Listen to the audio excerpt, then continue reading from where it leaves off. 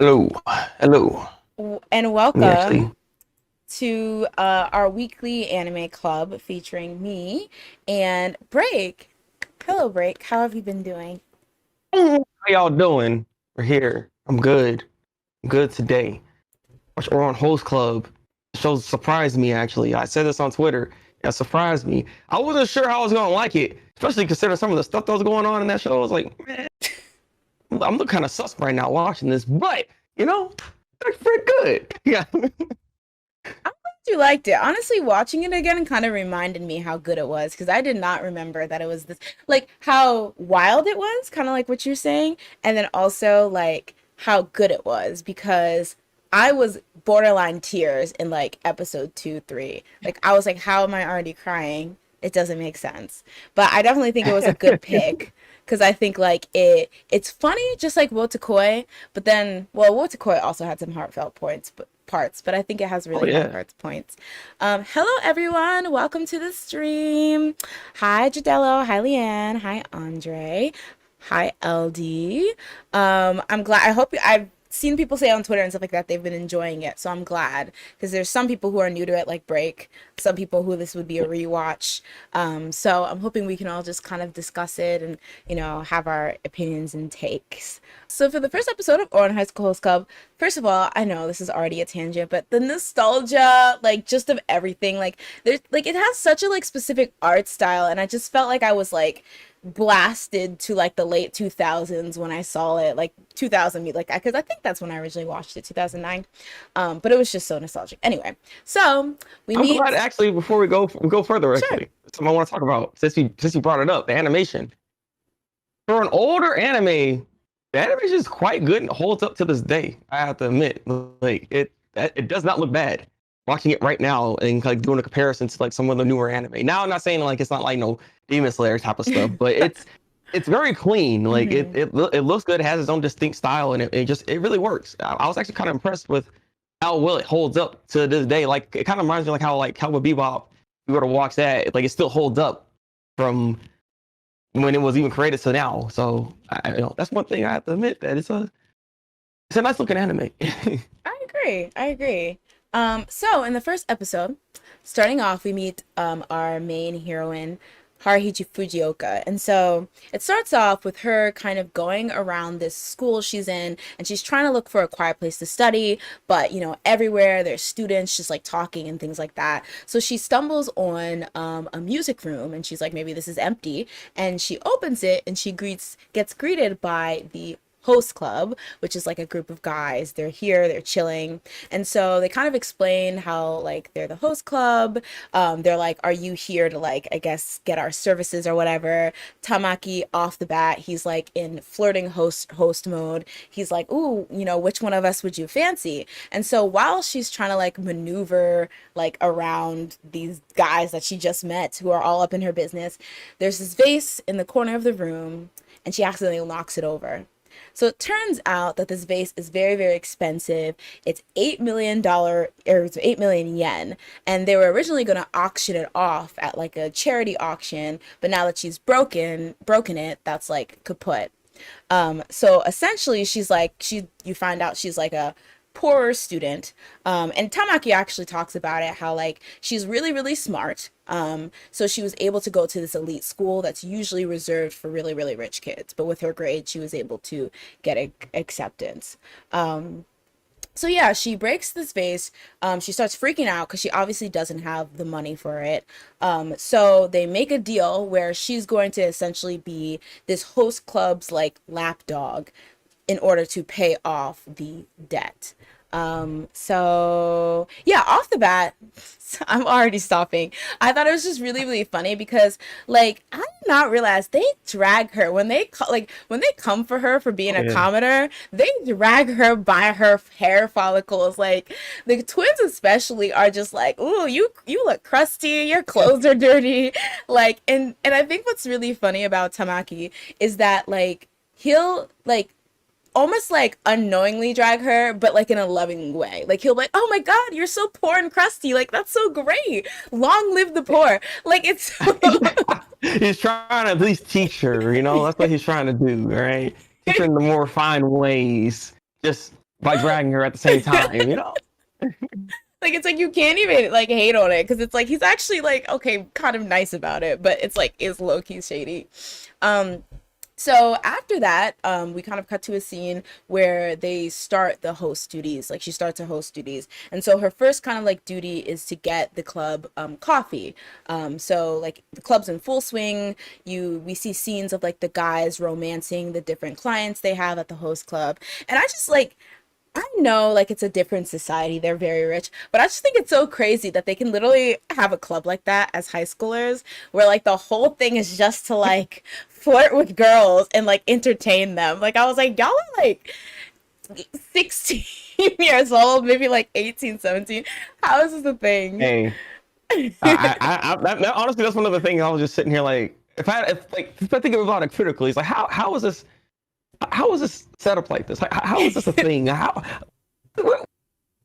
Is this actually like, is this possible? Like, can this actually be a thing? Like in real life? Why are you trying like, to set one up? Well, I know host clubs are a thing, but I was like, how is this a high school club? Like, what yeah, is high going school on? though. That's what I'm trying to say. Like, is that possible to really like? Yes, high maintenance is this too because they Oh, be doing a lot that's true. every episode. That's It's just true. like, bro, hi, wait. That is so true. I was like, this is, it's extra. I think it's just, I don't know. Like sometimes, like in the show, I'm like, is this how rich people really be? Or is this just like the original writer being like, okay, let me just make rich people look bad as possible? Like, I was just like, it was very fun. Oh, okay. Grace says rich people have plenty of free time to host. I know that's like a thing that they say in the intro. They're like, oh, the host club was established to like cater to rich girls with too much free time or whatever. So maybe, I don't know, maybe that's how the rich live. Um, but yeah, so Yeah. Haruhi comes back with the coffee and they're all just like, huh? Because she gets what they're referred to as commoner's coffee, which is just like your average, like instant coffee. So they're like literally like freaking out, like, oh my gosh, like you don't like you can just pour in water, like you don't grind your own coffee beans. And it was really funny because again, I was like, okay, are they just clowning rich people or like would this be how rich people actually act? But it kind of I mean, if you're on the high echelon, you ain't mess with no instant coffee. You what's got a really butler every day that's gonna be grinding that coffee for you. Like, you ain't drinking those weak grounds. Like, come on. I thought it was funny because there was like one girl. What was the line? There was one girl who was just like, "Oh my god, I guess the rumors are true. Like poor people don't have enough time to ground their own coffee beans." I'm like, "Girl, you're doing a lot right now." Like it's like the rumors. But it was very very funny. But She never been around a commoner before, apparently. it did though remind me of I don't know if y'all saw this clip. There was this clip of Bill Gates, I believe, on the Ellen show. And so essentially what they did was recreate Ellen had this segment where she recreated the show The Price is Right for him. And if you guys never watched that, it's basically a show where like people are presented with like common grocery store items and they all have to make a guess at the items like how much it costs like on average and whoever's closest wins. So they did that with Bill Gates. And there's this part where they like bring out I don't know, it was either like a kids cuisine meal or like a Lunchables and they're like, how much is this? And he's like $22. And I was like, for a Whoa, Lunchable? Like, whoa, buddy. I was like, wow. Is it the pizza one? Exactly. Maybe it's that one. If it was that one, I can understand. But I was like, girl, 22. What? But it's just like I guess like he's very rich, so he's never had to buy that trash, so he wouldn't know. So I was just like, okay, well, rich people do be like this, so maybe this is not such a far fetched depiction. But Yeah, again, they don't really ever mess with this type of stuff. Like I said, they get like the freshest of foods. Like this processed bullcrap that we be eating, they just look at us like animals. oh gosh. Yeah.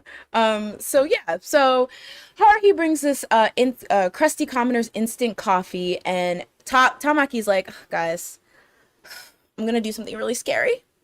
I'm gonna try this crusty ass commoner coffee, and they're literally like clapping for him. They're like, King, you're so brave. And so he like Haruhi makes it for him.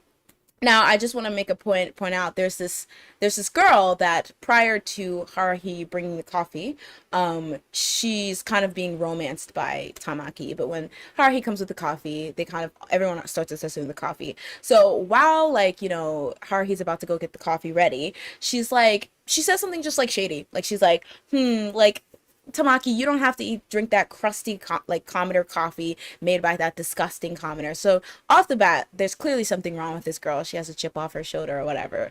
But Haruhi makes the coffee. Tamaki drinks it. It's good to go. So then it kind of cuts to the scene where Kyoya is just like reminding Haruhi, this is you have to pay off this debt, and don't think of running because like my family owns a police force or whatever. And so she's like, oh, okay. We So she gonna needs to find move. you. Yeah, exactly. He was literally like, oh, like, do you have a passport? Because we can snatch that up too. Thank you very much. I know. I was like, yo, wait, hey, you gotta calm down, buddy. Tell you all my Exactly. information now, huh? I was like, it's not that serious. And so, like, Tamaki then is just like, okay, if you're gonna be a part of Heist Club, like, you can't just like be here. You have to kind of like look the part. And she's kind of like, oh, I don't really care about looks. Like, I don't care about attracting women. Like, I've never cared about that at all ever. So, it's whatever. Then it like kind of sparks this tangent where he's just like, oh, but like being beautiful is so important. Like, you have to be gentlemanly and blah blah. And then she's like, you're really obnoxious. And he's like, oh, okay. And he gets like really, really sad. And so like she's like, they're all like, you have to like look the part. Like you can get basically the twins are like, you can give her all these tips about being gentlemanly, but nobody's gonna care if she doesn't look the part. So they kind of take off her glasses and they're like, oh, she kind of fine though. Keep in mind, for those of you guys who knew, I'm kind of ruining it, but in the beginning, a majority of the host club thinks she's a guy. I'm gonna use she because pretty much found out by the end that she's a girl, and I think it would be Yeah. confusing going back and forth. But yeah, so they immediately give her a makeover, right? And so the twins, while she's in the changing room, they're like, okay, you need to get a uniform. So the twins present her with a uniform. She's like, I don't want to wear that, and so they basically jump her and like try to force her to wear it. And then she's like, okay, I'll wear it, but get out of my changing room. And so that's where we get our first light bulb or our first two light bulbs. Mm-hmm. So I don't know. They're Do you like, want to huh? talk about it, or does anyone? I don't know. Well, I mean, the light bulb is an indicator that everybody, once the light bulb hits, they know that this is not actually a male, but a female this entire time. So throughout the episode, we ended up seeing everybody's realization. Even Honey had a realization after the whole bunny incident. He was like, oh, wait a minute, wait a second, you're a girl. Even though that one was kind of weird because it's like, I mean, the guy can Wait, say that the bunny's cute. wait, So, wait. Okay, that was but actually a question I had, and this is kind of, I guess, more for people who already watched it, or we all already watched it. Okay, so I noticed one of the things because I remembered that from the first time I watched it. And first of all, I just want to say I love that. I love that kind of like visual cue thing that they do in the show where they're like cut to yeah, something else to kind of symbolize like a feeling or like something. So we have the light bulbs in that episode. In episode 2, we'll talk about it, but like there's like this whole teacup like thing, this visual metaphor, and yes, they do that a lot, and I think it's so cool. But when the twins light bulbs go off, there's two light bulbs that are already on, and we already know the first one was Kyoya's because they mention it at the end. But was the second one not Honey's? I don't think so. Because I That was don't later. It was after the twins, wasn't it? remember Honey. Okay, so I remember Kyoya having one. I mean, I'm sorry. I remember the twins having one when they got kicked out of the dressing room. I remember Mori having one when she called for help when Tamaki was like, all up in her grill, and he like immediately had that like chivalrous instinct to go save her. I remember Oh, Tamaki at the very end when he straight up sees her like with her like undergarments on. But those are the only ones I remember seeing. And then there was already two on to the start. So I'm like, did Honey Senpai already know? I guess that's what the comment section is saying right now. They're saying, yeah, it's actually Honey's. So, Okay. yeah. Okay. Yeah, I was like, huh, because I always remembered the part about how like Kyoya knew, and I was like, obviously Kyoya knew. But like I was like, oh, Honey also was up in here. Like already, which is like, kind of interesting because I feel like maybe that tells a little bit about his character, that this cute exterior, but he's a bit more clever and deep. Maybe. underneath. It's really hard to tell right now with him. He's just every time he's just out here crying on people's laps, rolling around in them. He's Yeah. so cute. Okay, fun question. Sorry. If you went to the host club, who would be your favorite host, or which type Oh of my host? god. Which type? For the people who only answer that, which type of host would you want to be? You can go first, break. Which type of host, or whatever, or which host would you want? Whatever you want to answer. Would you want to be like a Uh, Kyoya type, a Mori senpai type? man. You're like I none of the above. mean, because Tamaki kind of nice though. You know, I That's mean, I wouldn't true. mind. I He's very mean, charming. Tamaki's one of my favorite characters. He's my favorite character so far in the show. So I'm liking him quite a bit more than I anticipated because his development is quite good. Quite good. Right? Even off even off those first like couple episodes, I was like, wow, I love him. I love all the characters, but I was just like, he's just so complex and like charming. Okay, we have LD says Morty and Kyoya. Graceful says dark and handsome glasses type. Here I come. Here Um, we go. Andy says I already have glasses, so um Swiggle says take out the underlying incest thing, but I love the mischievousness of the twins. Yeah, that's true. Yeah, look, see, I don't want to bring that up just yet, but god dang it. This is what I was talking about. I'll be looking at kind of stuff watching the show because I'm sitting here like, what's going on with these two? Like, why are we? I don't know how I feel about this. it Why it's the thing? it honestly is weird because initially it is like what the heck are they doing? But I guess it's kind of like this is the type of thing people like to see, I guess. Like I don't know. Like I was like it still freaks me out, honestly. I'm just like, okay, we can fast forward, fast forward, fast forward. But yeah, that is such an interesting like way to sell yourself because I think with like Yeah, Honey and the rest of them, it's very obvious like what their brand is like in terms of like their appeal. But then it's just like yeah. twins who are kind of incestual, but not really. But on a Thursday, I get like it's like what? And there's this one part in the later episode that we'll talk about where I screamed because it was like they were, I don't know, they said something that really shocked Yeah, me. Yeah, yeah. okay, you probably know what it is. Yeah, I was like, Mhm. Jesus, take the wheel. Um, Incest is wincest apparently for this show. oh God, oh God. Um, but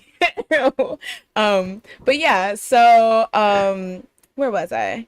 Okay, so she gets changed and she like, comes out in like her actual host outfit and she like looks really good.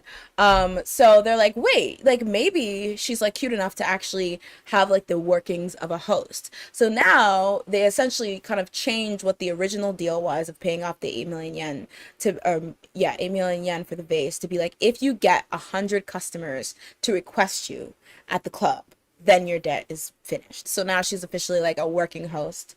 And so it kind of just shows off how like, she's a bit awkward at first, but then she just kind of has a natural charm.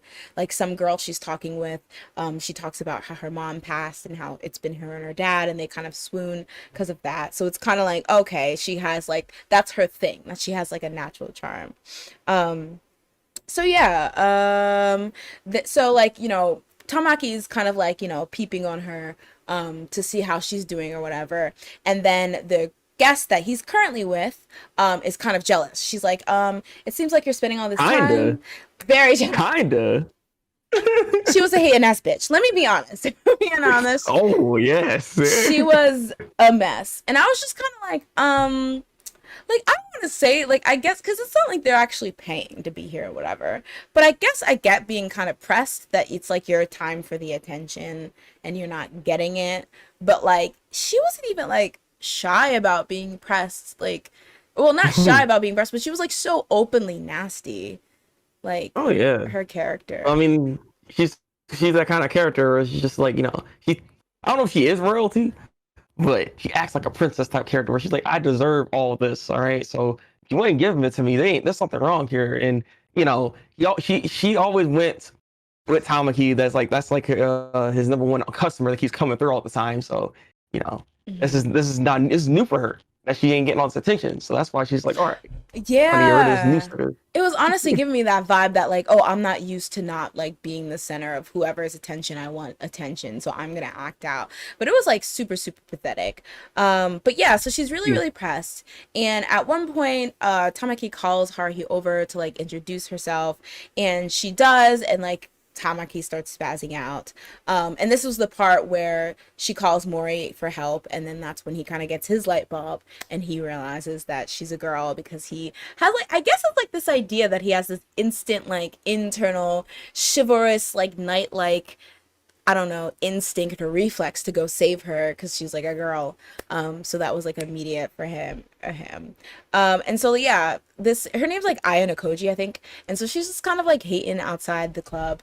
And so she gets this idea, Aya Koji, to take Haruhi's stuff and just throw it in this pond. And Mm-hmm. like, Haruhi notices and she's like, what the F is going on? So she runs to go get it. And, they pass each other's pass each other in the hallway, and she's like, don't be like fool yourself because Tamaki's giving you so much attention. You'll always be like a second class citizen. And I'm just like, girl, like I was like, yo, okay. Just gonna just randomly say that off the side like that. Okay. All right. like You just want hands today, don't you? Okay.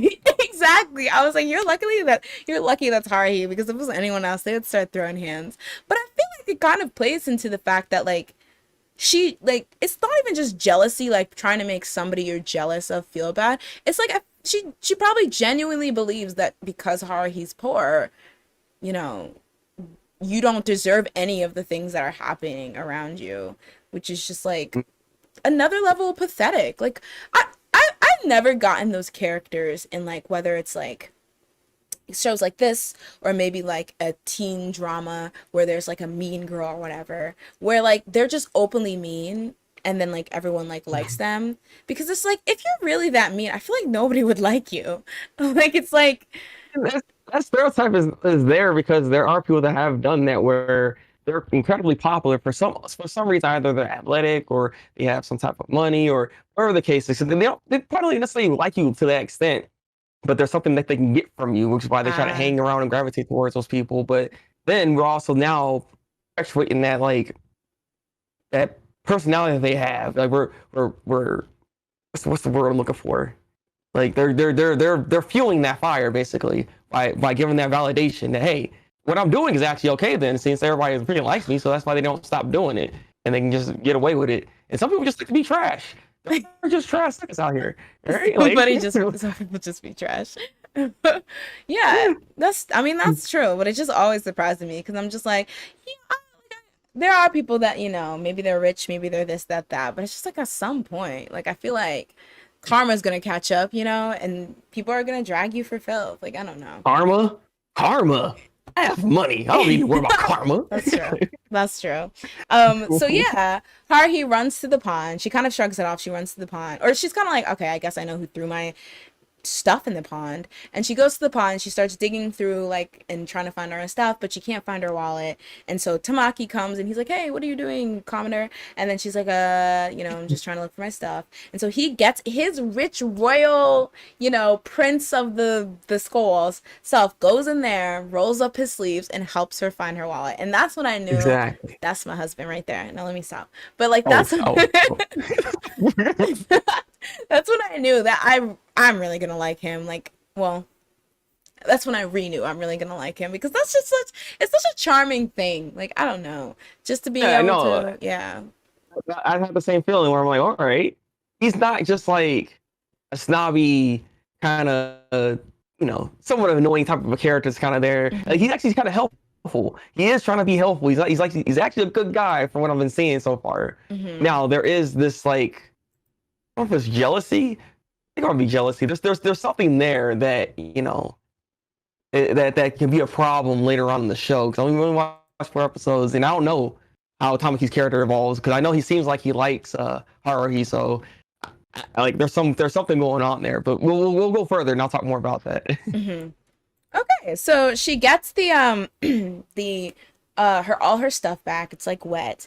And then weirdly enough, when she gets back to the host club, this Ayana Koji hater ass bitch, she requests her like in the club. Like she's like It's like, girl, okay, are you insane? So she requests her because she like wants to, her to be her host, and like Haruhi's kind of like, oh yeah, somebody like crazily threw my stuff in the pond, and Ayano Koji's like, oh, like that's crazy, who could have done that?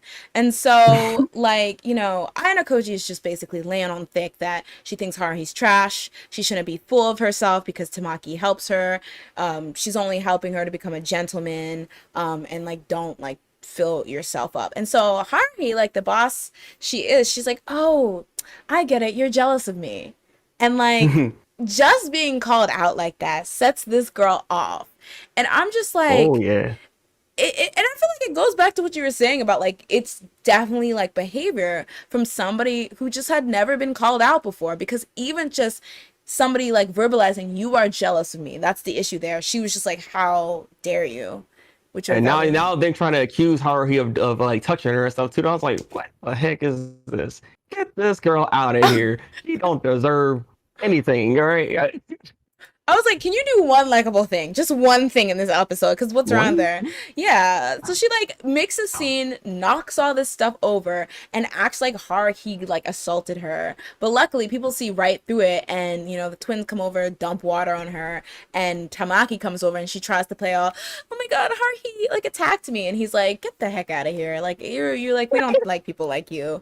And he's like, Haruhi would never do that. So you're a flop. And so they basically kick her out Kind of of the host presumptive. club. It's kind of funny that he says that though, when it's like, you don't even know Haruhi to that extent yet. So I mean, I like that you trust Haruhi like that, yes, but I mean, you don't know. That's true. Who could be worse, That's right? actually exactly what I thought. I was like, but I guess. But yeah, so that kind of gets resolved. But then I thought it was really weird because like everyone knows it was I Nokoji like starting shit. But then Tamaki's like, oh, because of this whole fiasco that happened was your fault. We're gonna up your like how she had to give 100 customers requested. We're gonna up that to 1,000. So now she has to have So 1,000. that was just mostly because like he's trying to find a reason to bump it up more, given that It's Haruhi's annoying. actually doing good. Haruhi was doing good. He was sitting there like, wait a minute, you're kind of good at the posting stuff. We gotta keep you around, all right? So we gotta put it at 1,000. That could be true. I didn't even think about it that way. That could be true. He was just trying to, or because he's like taking a liking to her, so he's, or, oh, is this maybe, this is before he, okay, yeah. But yeah, so they give her a new uniform to change into because it got kind of wet after the whole fiasco. And so while she's changing, Tamaki comes into her dressing room and sees that she's like wearing like a kind of like a woman's feminine like undergarment, and then he's like, and his little light bulb goes off and he realizes that she's a girl, and he gets really really embarrassed or whatever, and so it basically is like going through how like Kyoya already knew and then the other ones figured it out along the way, so he was kind of last to know. But it was funny because the uniform that Kyoya gave her to change into was like a female student's uniform. So it's kind of like another nod to the fact that he already knew. So he's like right off the Yeah. bat, he was like, here, this is what you need to wear or whatever. But it was really cute because Tamaki had like a really cute reaction or whatever. And so she kind of, at the end, I wanted to point out, she has like this kind of talk where she's just kind of like, oh, like, I didn't care to correct you because I don't really care if you see me as a boy or a girl.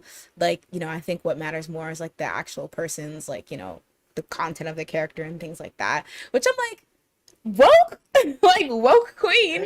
Well, and this actually a talking point I wanted to have for this whole stream actually, like, about her, not just her character, but it's just like this show again is an older show, and the type of morals and stuff that they talk about in here is something that we still talk about right now. Like we're getting to that kind of like age with it, and it's really cool. And in a way, the show, what's the word I'm looking for? It was like ahead of its time in some cases. I feel. I would say Which is that. it was that's why I started saying like, hey, show's actually not that bad given what we're trying to do here.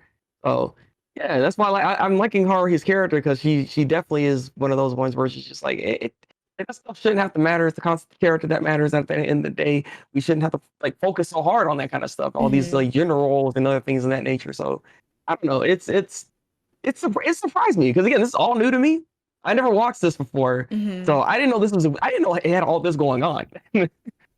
Yeah, it's such a gem. It really, really is. And like you said, it like still holds up in the fact that they have all these like type of concepts that, like you said, are still being discussed today and are still like heavily debated topics and things like that.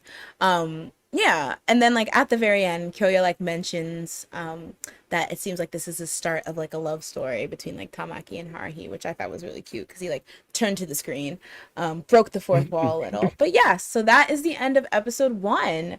Yeah, I was gonna say like Haruhi was giving non-binary vibes, and I was like, oh God, like that, like come through. I guess like I don't feel like not many people were talking about that in 2006, but like I really Oh, like no one her. was talking about that back then. That's the thing. That's what I'm trying to say. Like, this is kind of like one of those trend center type of shows or something. Like, it just you don't really see this, and this was back then. I was like I said, it's very impressive. But yeah. Yeah, it's really impressive, and it was just like I really like the character Haruhi because I feel like not only with this whole speech how she's talking about she doesn't really care about that kind of stuff, you see it a lot in the show, like not only from a gender perspective but from like a sexuality perspective if you want to go there, like when it comes to like I don't want to spoil it, but a certain kiss she has, it's not like she's freaking out or anything, like she seems just very chill like about that, and I'm like, oh, that's a really cool person. But I think it's yeah. Tamaki. Yeah. So, yes, moving on to number 2, or episode 2. So in episode 2, Haruhi goes to the Close Club and they've decided to have this kind of like tropical Bali theme. So like the whole host club's like decked out in these like tropical plants. They're all kind of in this like really tropical attire. We Can, again, can we talk about that real quick, actually? Because sure. every episode starts off like that, where we just open the door and it's always something new, something this I totally love different. It's that. like, bro, what the heck is I this? love that so I love it because you're right. They have like this format where they open it, they're doing some clowntery, and then like they go from like scene to scene as like what the boys are doing like with their customers. And so we get like a twin scene, we get Honey Senpai like hamming up the cuteness for the company customers. We have Tamaki doing his thing. So I love that like it starts like that like off the bat. Yeah, So we kind of just get a feel. it's just Um, so extra. Like every time, every episode is like, all right, so this is what we're doing then, huh? Yeah.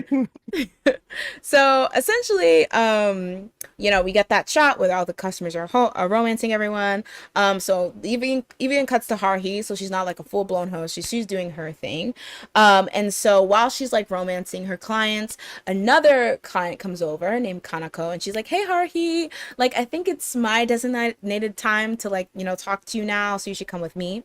So they like kind of converse a bit, and then like this Hanako girl, she's like, you're really cute. You're gonna be like my new favorite host or whatever. So this like sets Tamaki off on like one of his depressive states because this girl, this Kanako girl, she has kind of like a reputation in the host club that her favorite host changes like every single week. So prior to her choosing Haruhi as like her favorite host, it was Tamaki. So now he's kind of pressed because he's gotten replaced. I do want to go back and mention, sorry, I was talking about this last whatever, that when she introduces herself, when she says her name, there's this part where they really quick cut to her in a teacup ride, and it's kind of like dark, and her back is turned. So it's just like this Yeah. really thick, and it's so cool because instantly, just with that to see like scene, we're like, there's something amiss about her. Like there's some darkness or sadness that she's Yes. hiding, and the fact that they just convey that so easily by one cutscene, I thought was so cool. Like, Like I said, visual cues are something that I feel more anime should actually try to use again because they set up things so effortlessly and so quickly that when you go into it later on, those little moments you see, they all connect, and it's like, oh, okay, that's kind of cool. And then you like with this episode here, because you see at the end what happens with it, and it's not dark no more. mhm. It's the ride's going and stuff. So it's just like it's the metaphors for it is really good. Like like I love stuff like that in my anime, and we need more of those like kind of like scenes in there. Exactly. It was so cool. So yeah, because like Tamaki's so pressed with how well Haruhi's doing. He's like, "Oh, you should start dressing like a girl again." He like even digs out a middle school picture of her, which I don't know where he got that. But you know, you learn that like she was actually very like feminine looking, but then she got gum in her hair, and so she had to cut her hair, etc., etc. But anyway, the main plot we get is that there's going to be this like dance that they're planning to happen, and so it's going to be this big dance. You know, they're renting out this big hall. It's going to be like this big deal. But Haruhi, she doesn't like that stuff, so she's like, I'm not going to that. You can catch me later. But Tamaki says that like this whole social dance idea, it's really a big part about being like a gentleman. And so if she can't master the waltz and perform that at the dance in 1 week, he's going to demote her from host to errand boy. Now, the reason why that's a problem is because it's much easier and quicker for her to pay back her debt as a host than an errand boy. So essentially now she kind of has to participate. So this woman before, her client from before, Kanako, you know, decides to help her learn how to waltz. So they're kind of practicing one day in the host club. And then like while they're like kind of sitting down for tea, you know, Haruhi notices that like this Kanako girl, she seems to have like a really big interest in like the tea sets and stuff like that. And she like knows she's really knowledgeable about it. But then when Haruhi like questions her about it, she's like, "Oh, what are you talking about? I don't know, tea sets? No." I don't know anything. What's a tea set? She's like, I'm not drinking out of a teacup. She like smashes it. But then she gets shook again because behind her there's kind of like a scene going on where Kyoya is talking to the person who's providing like the really nice tea sets for the host club. His name is, I'm just gonna call him Suzu. His name is Suzushima-kun. And so I remember his name. I was like, who the heck is his name again? Because they kept saying Kanako's name like a bunch of times. They said his name like twice or so. I couldn't remember it. Like, it's so true. For me. He really had like 2 scenes in that entire episode, and I was like, okay, what was his name? So like the Suzu guy, you kind of learn that he's like kind of the heir to this like tableware like, you know, conglomerate, and so he's really rich, and he's going to go study in England the next month or whatever. So you can see as this conversation's going on that Kanako is really reacting to it, so it's very obvious that these people know each other. But again, when Haruhi says, "Do you know this guy?" she's like, I don't know what you're talking about, and literally runs out of the room. I think I gotta go. And there's my ride. And so she runs out of the room. But then Honey Senpai, he basically like spills the beans, and he's like, "Oh, they're fiancéed or whatever." And like the members of the host club talk about how they're kind of via arranged marriage. Kanako and this Suzu guy, they're engaged. Yeah. So ultimately, seeing as they saw all this, right? Let's wrap this up one year. Seeing as they see all that, Tamaki was like, "All right, the motto here is we're gonna make every girl happy. Therefore, we're gonna help these two out to get them together, and we want to do this master plan." So they come up with a plan, right? Where who was it? I think it was Haruhi was talking to that dude. I can't remember the guy's name. Suzushima. Suzushima. I don't know. They start talking to each other and everything like that, and they had this whole conversation, and it was like the love letter thing, right? Mm-hmm. I don't know who that love letter was terrible, by the way, but that was hilarious. letter, that's why she was there in the first place. Yeah. Yeah, but that's why they're there in the first place. Therefore, they had this conversation. And it's like, no, I can't be with you. I know you love me, but no, that can't happen. And he kind of like, you know, he spills the beans at that point that he has to go. And he like she doesn't seem like he's interested at that point anymore. That's what he was thinking.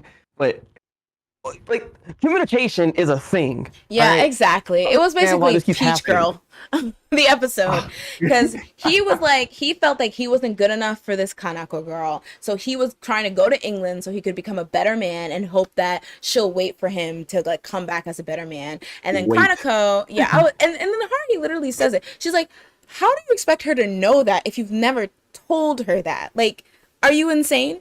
And then on Kanako's end, exactly, she's like, she'll read my mind, and then I'll go to England, and she'll just be waiting for me.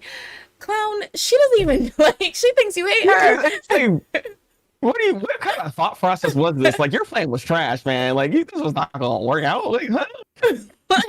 What even? Like, back to the drawing board. But then on Kanako's end, she's kind of being talked up by Tamaki, and she's basically like, like he calls her out. Tamaki calls her out, and he's like, I know, like, this like host club hopping where you come and pick a new guy every week. I know you're not really into that. Like, you're more happy when you're like looking at the tea set. So she spills the beans that she does like the host club hopping because she wants to get his attention, but he seems to never notice her. So she's basically borderline giving up, or whatever. So they like devise this weird plan where like while Haruhi and Suzu are in that room, Kanako is gonna come see them think there's Bada something boom, going on, get yeah, upset. and run away. And actually, to be fair, it Yeah. was pretty clever because the whole thing was that they were trying to get them to talk to each other so they could actually communicate. So when she Yes. sees that, she runs, he chases after them, and Tamaki's like, okay, mission accomplished. They're actually going to talk to each other. So that's what happens. He chases after her, and they kind of meet up, and then like they kind of devise this whole thing where they'd be in the middle of the dance floor, all this spotlight would come on them, and then they kind of had like this final dance and got to like reconcile a little. So they were like Yeah. kind of like, oh, it was actually very sweet. I was gonna like try to be annoying, but like it was very, very sweet. And he said, he confessed he loved her and stuff, and she was like, oh, Suzu Chan or whatever. And it was just, I don't know, like it's so weird because like that is such a harebrained, like overcomplicated scheme. Tamaki is just a mess or whatever, but it's like then it like resolves itself to this really actual heartfelt like moment, and I'm just like, that's Yeah. so Ouran High School Host Club, like clownery to making you cry. But does Tamaki have great plans? Then that's the question here. Does Tamaki have the plans to just make everything happen? Like, is he that good? Because I mean, he is like the king there and Mm-hmm. everything that kind of runs this, quote unquote, He's runs the the place, daddy. of course. But look, I'm not saying that, all right? He's the daddy. Kyoya's the mommy.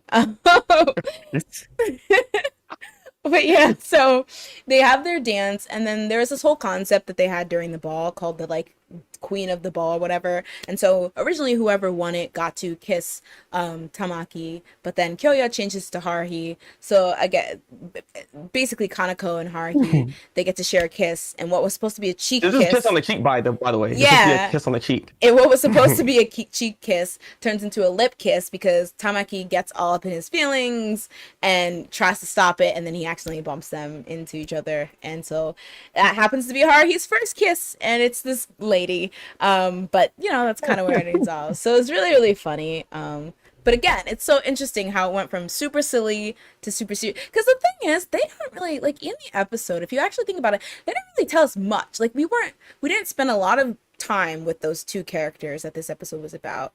We didn't really learn much Yeah. about them, but I feel like they did just such a good job like making me care about their relationship and actually kind of feel like when it resolved into them finally confessing properly to each other. Like I was like, why am I crying? I've known these people for like 12 minutes. Yeah, that's just how you do a well-paced story. Basically, it's kind of what they did. They did the beats, and they hit the beats that they needed to hit, and not to mention the whole symbolism with the whole cups and stuff like that too was already in the forefront in your mind when you're Mhm. starting the episode. So when you're seeing all this kind of come together, your mind's already kind of piecing stuff together as it is. So it's like in a way you don't have to really showcase everything for them. You know what I mean? It's an interesting way of how they actually structure the whole episode, but it works. It Mhm. works, which is why again, the show good. The show knows what it's doing when it comes to actually layering their story properly.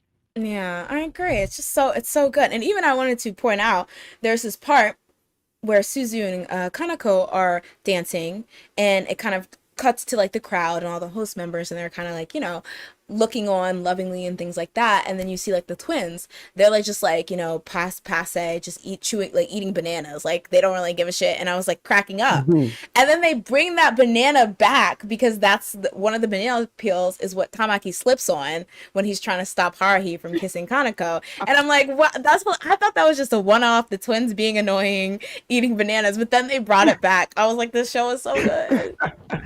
Because everything matters apparently. Like leave those little gag moments. It's actually like, hey, actually, wait a minute, pay attention to that. Like it's a nice little touch. I do like that. Yeah, it's just so good. Also, I wanted to mention another thing that Kyoya, one of the things he said that if Haruhi did the kiss with Kanako, her debt would be cut by a third. So, because they do Oh bring that yeah, yeah, slowly, yeah. true, true. So, I don't know if they actually keep count throughout the show. I don't even remember, but Yeah, that's a good. I was about to actually ask you that because I mean I know you've watched it and everything. It was like, is that a thing? Like, are they I, actually even making a count? Like, who's counting right now? yeah, I don't know because like he said it kind of in the third, and then I think in the third or fourth episode, Haruhi does mention what the total is, and I'm like, but how do you calculate that from customers? Like, how much customer? Like, what is the customer to like debt ratio? Because I was just like, how is she doing this? But she did, I think, factor in the fact that a third of it was cut off because she was like, oh, it's 5 million something something. But I was like, yeah, I don't remember it playing that huge of a role. But also maybe the manga had maybe more, it referenced it a lot more. I'm Hmm. not sure.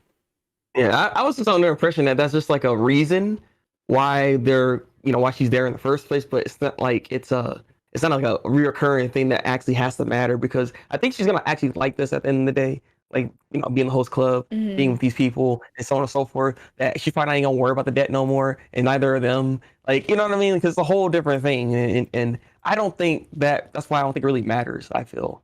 But Hmm. again, I'm making that assumption after 4 episodes. So Yeah, I don't even remember. I think like however old I was more like, ooh, romance, like cute guys, like, oh, this is so fun.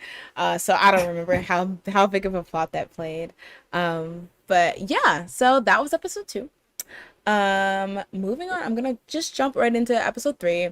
So episode 3 starts with them. Their host theme of the day is a flower viewing reception. So they have cherry blossoms everywhere.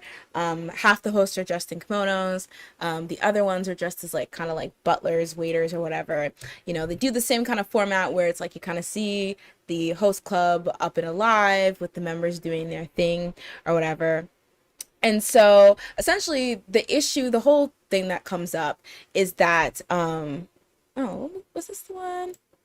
Oh, so the twins pull Haruhi aside and they're basically just like, hey, do you want to enroll in the same extracurricular activity club? Because they're actually all of them are first years, so like they're in the same like, class.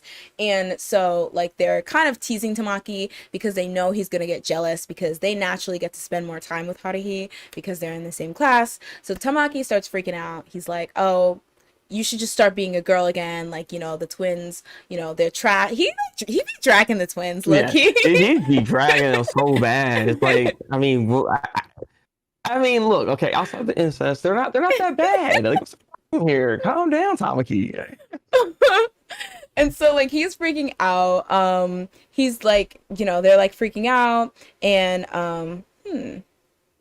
oh, yeah. So like Tamaki, he kind of gets like excited at this deal because he's like, oh, if she like exposes the fact that like she's a girl, like this would be great because I can start flirting with her and stuff like that and blah Yeah, that's blah funny. That's when I got nervous right there for a minute because I thought he was about to go evil on us. And I'm like, oh no, no, not don't do this, Tamaki. Don't do this. blah. Yeah. Just because you want to spend more time with her, calm down, buddy. Like, see, this is where I'm like getting kind of concerned with this character right there. Yeah, he's such a mess. But the twins also point out though that like no, regardless what anyone wants, the fact that she's a girl is going to be exposed sooner or later because they have a school-wide physical examination coming up. So when she gets checked, it's going to be very, very obvious. So like I said, at first Tamaki's like, oh, this is great. Like we can have a love story. But then somebody like the twins and the other close club members remind them that if she starts dressing like a girl, one, she can't be like a host anymore because it's all guys host club. And two, she's a very cute girl. So she's going to start getting a lot of male attention. And, there's probably going to be guys confessing to her like every other day. And the more that happens, the less she's going to get to hang out with him because, like I said, her and the twins are the same year. So they get, ample time to hang out. But Tamaki, he's like a second year. So he doesn't, outside of the host club, he doesn't really hang out with her. So he starts to freak Yeah. out. And then so he's like, okay, y'all, we cannot let her get found out during the physical examination. So they devise this like harebrained scheme. This So is bootleg. that's the perfect way to describe it. It's literally so bootleg. It's like the scheme that during the physical examinations, they're gonna somehow make it so that she doesn't get found out. So it's a lot of tomfoolery. Like, we find out a lot of things. Like, apparently, this physical examination, the host club, or at least some members of the host club, they like to do it in front of the female population. So, like, take off Oh their yeah. shirt and get examined. So it's a show. It's a quite a show. But essentially what happens is that, like, when Haruhi's about to get her physical examination, Tamaki takes her aside and they're like in this changing room and she's like, what the heck are you doing? He's like, I'm gonna protect you. So this clown puts on this Party City wig, and when the nurse calls for Haruhi, he comes out being a whole 6'3", while Haruhi's probably 5 feet flat, and is like, hello, it's Haruhi Fujioka. And everyone's literally like, Tamaki, what are you doing? Like, nobody buys it. Nobody buys He's probably it. like somebody. They could have used somebody else. Like that was just that wasn't Literally gonna work. anyone. Tamaki is 7'9" and Haruhi is 3'3". Like, why did he think that was gonna happen? But yeah, so like everyone's just like, what? And then the twins are cracking up because apparently everyone was hyping Tamaki about this like plan. They're like, oh yeah, it's definitely gonna work. Oh But yeah. for real, they all were clowning him or whatever. And so Kyoya's like, yeah, so my family actually owns all the doctors that are giving the physical examinations today. So I actually just like have a doctor who's like sworn to secrecy to not say. And so it was just a waste. It's just like you did all of that. You did all of that, and then you have this thing right there. It's like why didn't you just say anything? Why did you like play? He like playing games. Like that's the thing. He likes playing games. He just likes to see the chaos happen. He's just sitting there laughing. They're all both like they're all like very mischievous, and I just love how like they can all come together to clown Tamaki. But yeah, so before like we go to like the actual physics examination, I forgot to mention, but while Kyoya's kind of like in the place like watching everything happen, there's this like guy looking very crusty, musty, and dusted who comes through and he's like and bumps into Kyoya. He has a white jacket, so he's presumably a doctor, but he just seems like really Said messy. white jacket. Yeah, yeah, and it was just I mean, is it white though? Okay. it probably got like crust stains on it. I don't know, but he's just looking a Like we're mess. rolling in the dirt or something. Like he was not looking good at all. I don't Honestly. know why the heck. So he's just like, okay, whatever.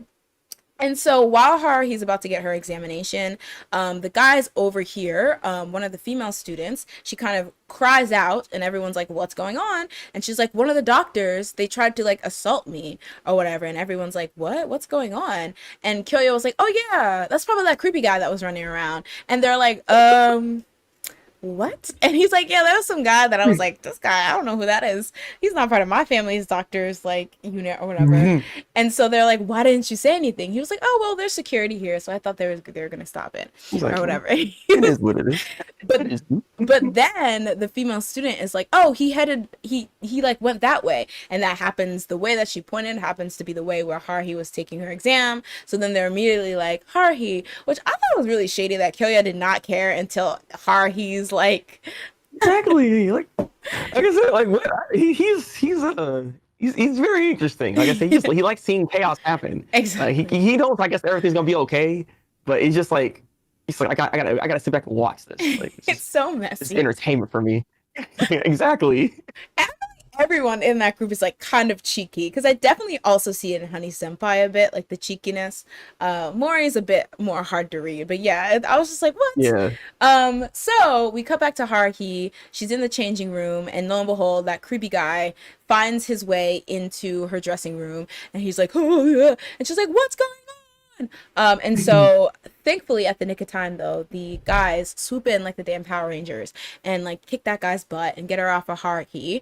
But and he gave that boy a drop kick to the face. Like that was clean as heck too. I was like, God dang, he's done. He's done. That's pretty wild.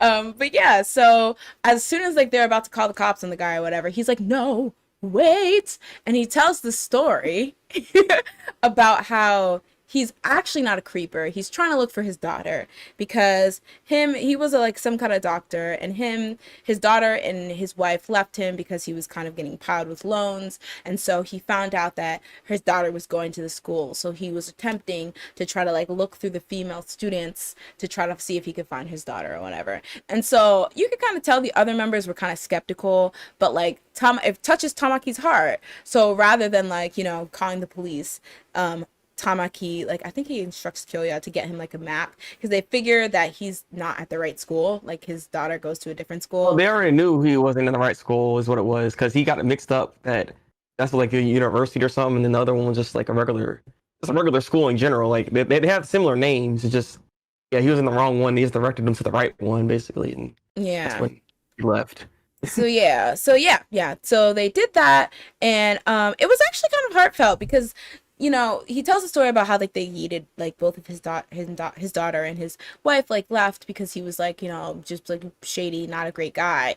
And so there was like this line where Kyoya was like, one of the members was like, are you sure it was the right thing to do to like point him towards the daughter when she might not want anything to do with him? And Tamaki's like, well, he can find that out when he gets there or whatever. And I just thought, once again, what a cool thing to say. Like, it's like, maybe he has actually changed, give him a chance. I don't know. Tamaki is just so cool. I don't know.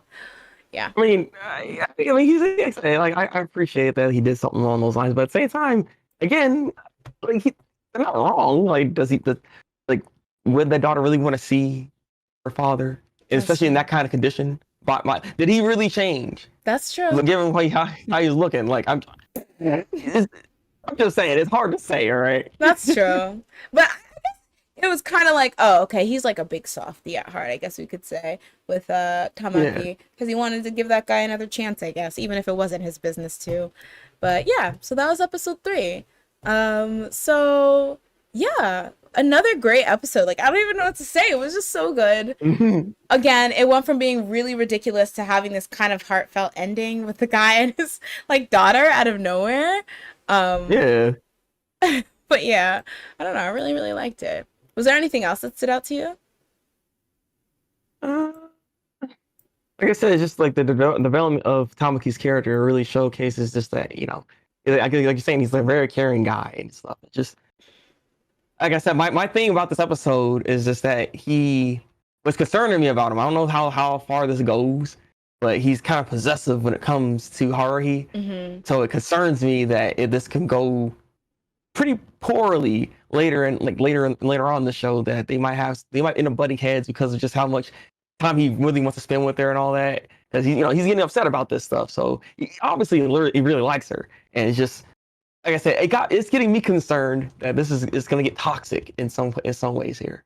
But that's such a great deduction, because I definitely think his wantingness to kind of be this like prince knight in shining armor protector of Haruhi kind of clashes with her personality, because she's very independent. She's not the type to get like swoon over that. So right now she kind of like manages it and she tolerates it, but is there going to be a point where she gets like annoyed with it and that causes a big clash? That's actually a great this is really interesting. I'm trying to like not say too much, but that's a great deduction. Yeah, I know what actually happened. Oh, sorry, everyone's saying that Kyoya's messy and that dude looked crusty. Oh gosh. Leanne says, I think since Haruhi is so dependent herself, she wouldn't let that happen. Swiggle said, totally underrated, but you boys are the homosexual supporting cast. It's such an iconic. Oh yeah, oh my god, I totally forgot about that.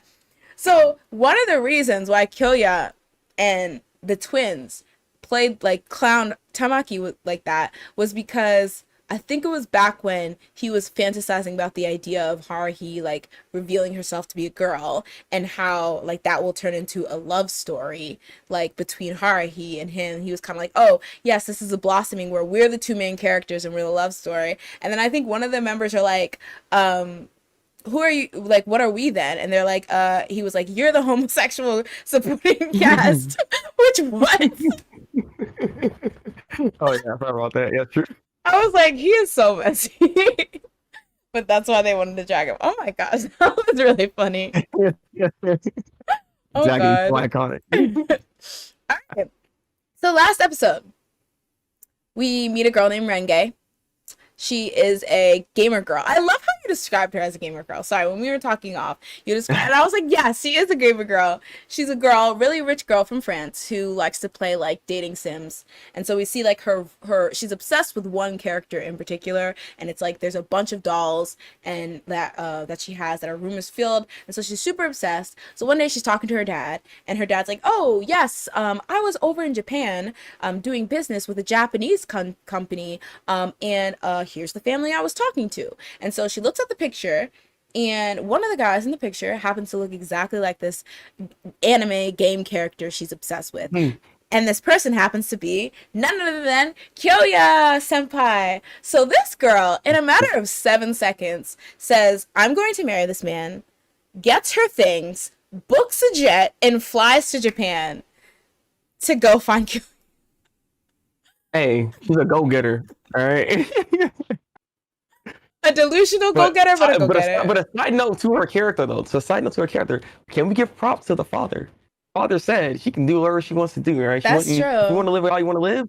Like he allows her, he allows her to build, just play video games all she wants and That's stuff like that. He don't care. He just tries to be supportive of of his daughter, and that's impressive right there. That was kind of yeah. She was all hoaxed up, and he was like, "Whatever makes you happy." And she was like, "Damn straight." And then when she left, he was like, "Oh, okay, I guess that's what." But I was just like, "She said, I'm gone. Like, catch up if you want to." I was dead. How she did that in like under 3 seconds.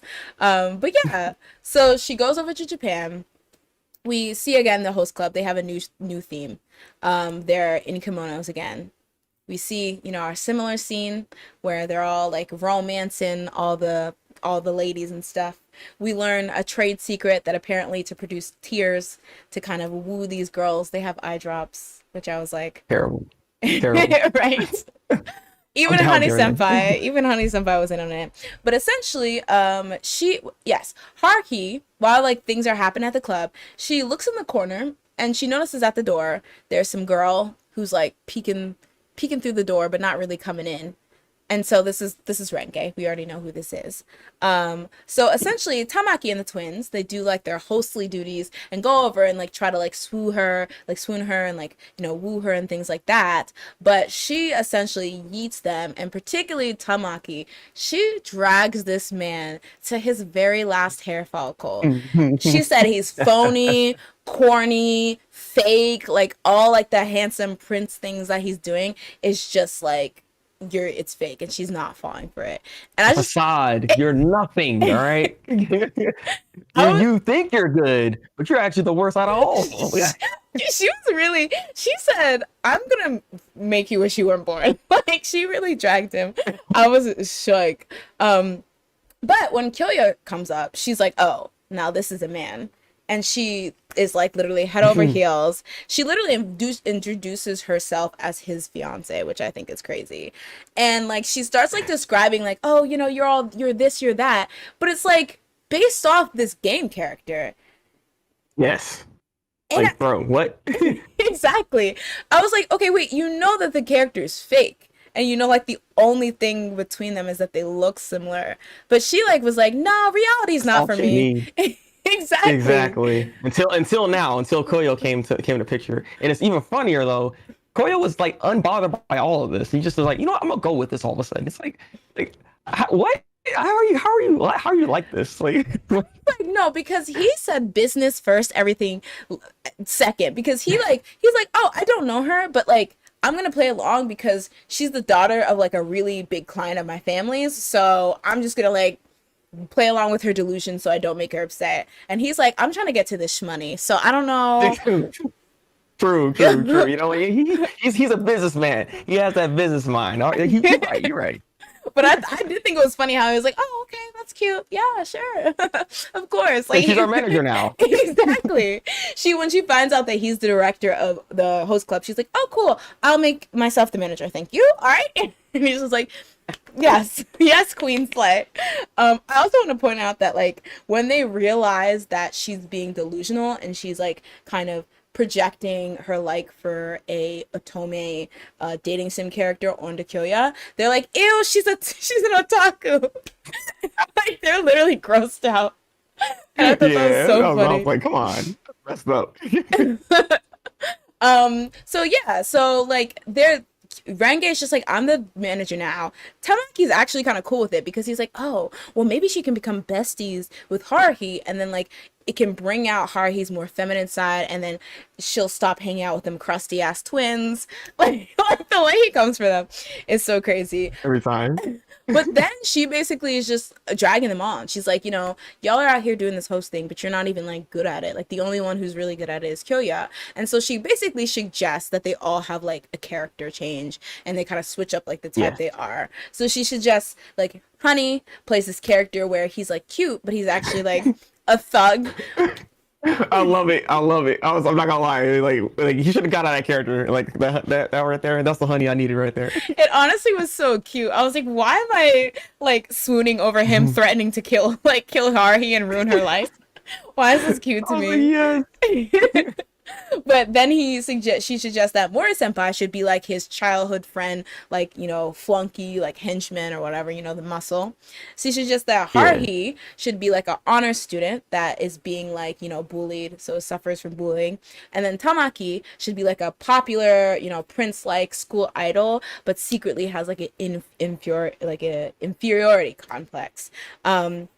So she kind of like gives them the new role. Tamaki's like, yeah, let's do it because he's super into that description of himself or whatever. And so Lone Prince.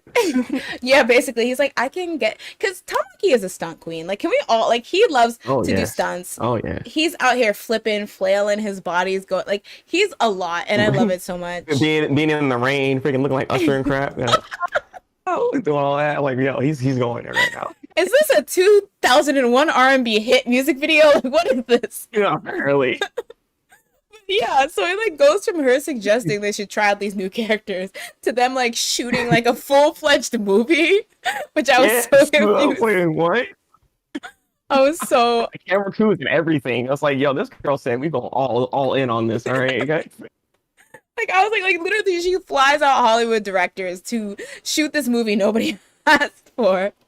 And I guess like Kyoya's just going along with it, Tamaki's going along with it. And so it shows these scenes of, you have like the twin, she was like, y'all should play basketball. Like that was it. Like y'all should play basketball now. So they're playing basketball. I was like, what?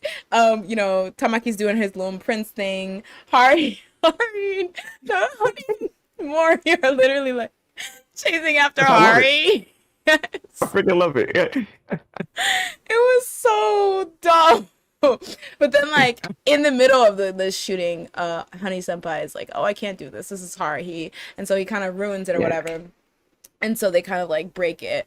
And so like some of the members were talking. They're like, oh, this is weird, But this is one of the parts I wanted to point out. This was the part. So there's a part in that episode where, it's like cut, like the twins are chilling and they're reading through the script and they're like, this is so weird. What's up with this? And then they're like, yeah. And also what's up with the fact that she made, I don't know if it was Hikaru or Kaoru. I think it was Kaoru. She made Kaoru the pitcher. And then Haruhi was like, the pitcher? And then they're like, if you don't know, then you won't know. And they skip it. Oh, yeah, that. Like, The inside joke. I'm screaming because at first I was just reading the subtitles, didn't know what they were saying. I was still watching in Japanese at this point. And then I hear the word seimei, and I'm like, wait, do they mean like, and I'm like, wait, that's a lot. Like, I thought their whole bit. Okay, so I was triggered. I was screaming at the top of my lungs. And it was just like that in the dub, by the way, just so you know. So it was just like that. I switched to the dub because I was like, okay, how did they explain this in the dub? And they used the same picture. I was shook because I definitely did not catch that the first time I watched that. That was what everyone's saying. It was wild. I was screaming. Like, I screamed. I was like, oh! Okay. I was like, oh, what is this we're doing, huh? Okay. I'm sorry. I just wanted to point out that. Wait. Dang it. Did I lose it? Oh, okay. Leanne said in terms of Renge, girl boss gaslight gatekeep. Yes. But yeah. So essentially during this break, what happens? What happens? It basically all comes to a head when Renge she randomly hires these random shady looking students to play like the main villains.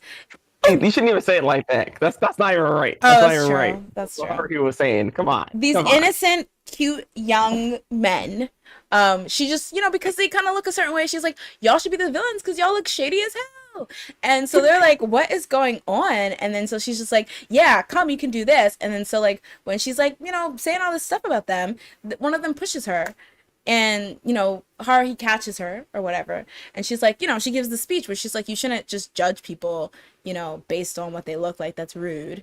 But then Tamaki sees the scene, and Haruhi has little tearage, and so he's like, Look like she was hurt, and so Tamaki went into overprotective mode and was like about to beat the buckles off of them. I was like, oh my yeah. god.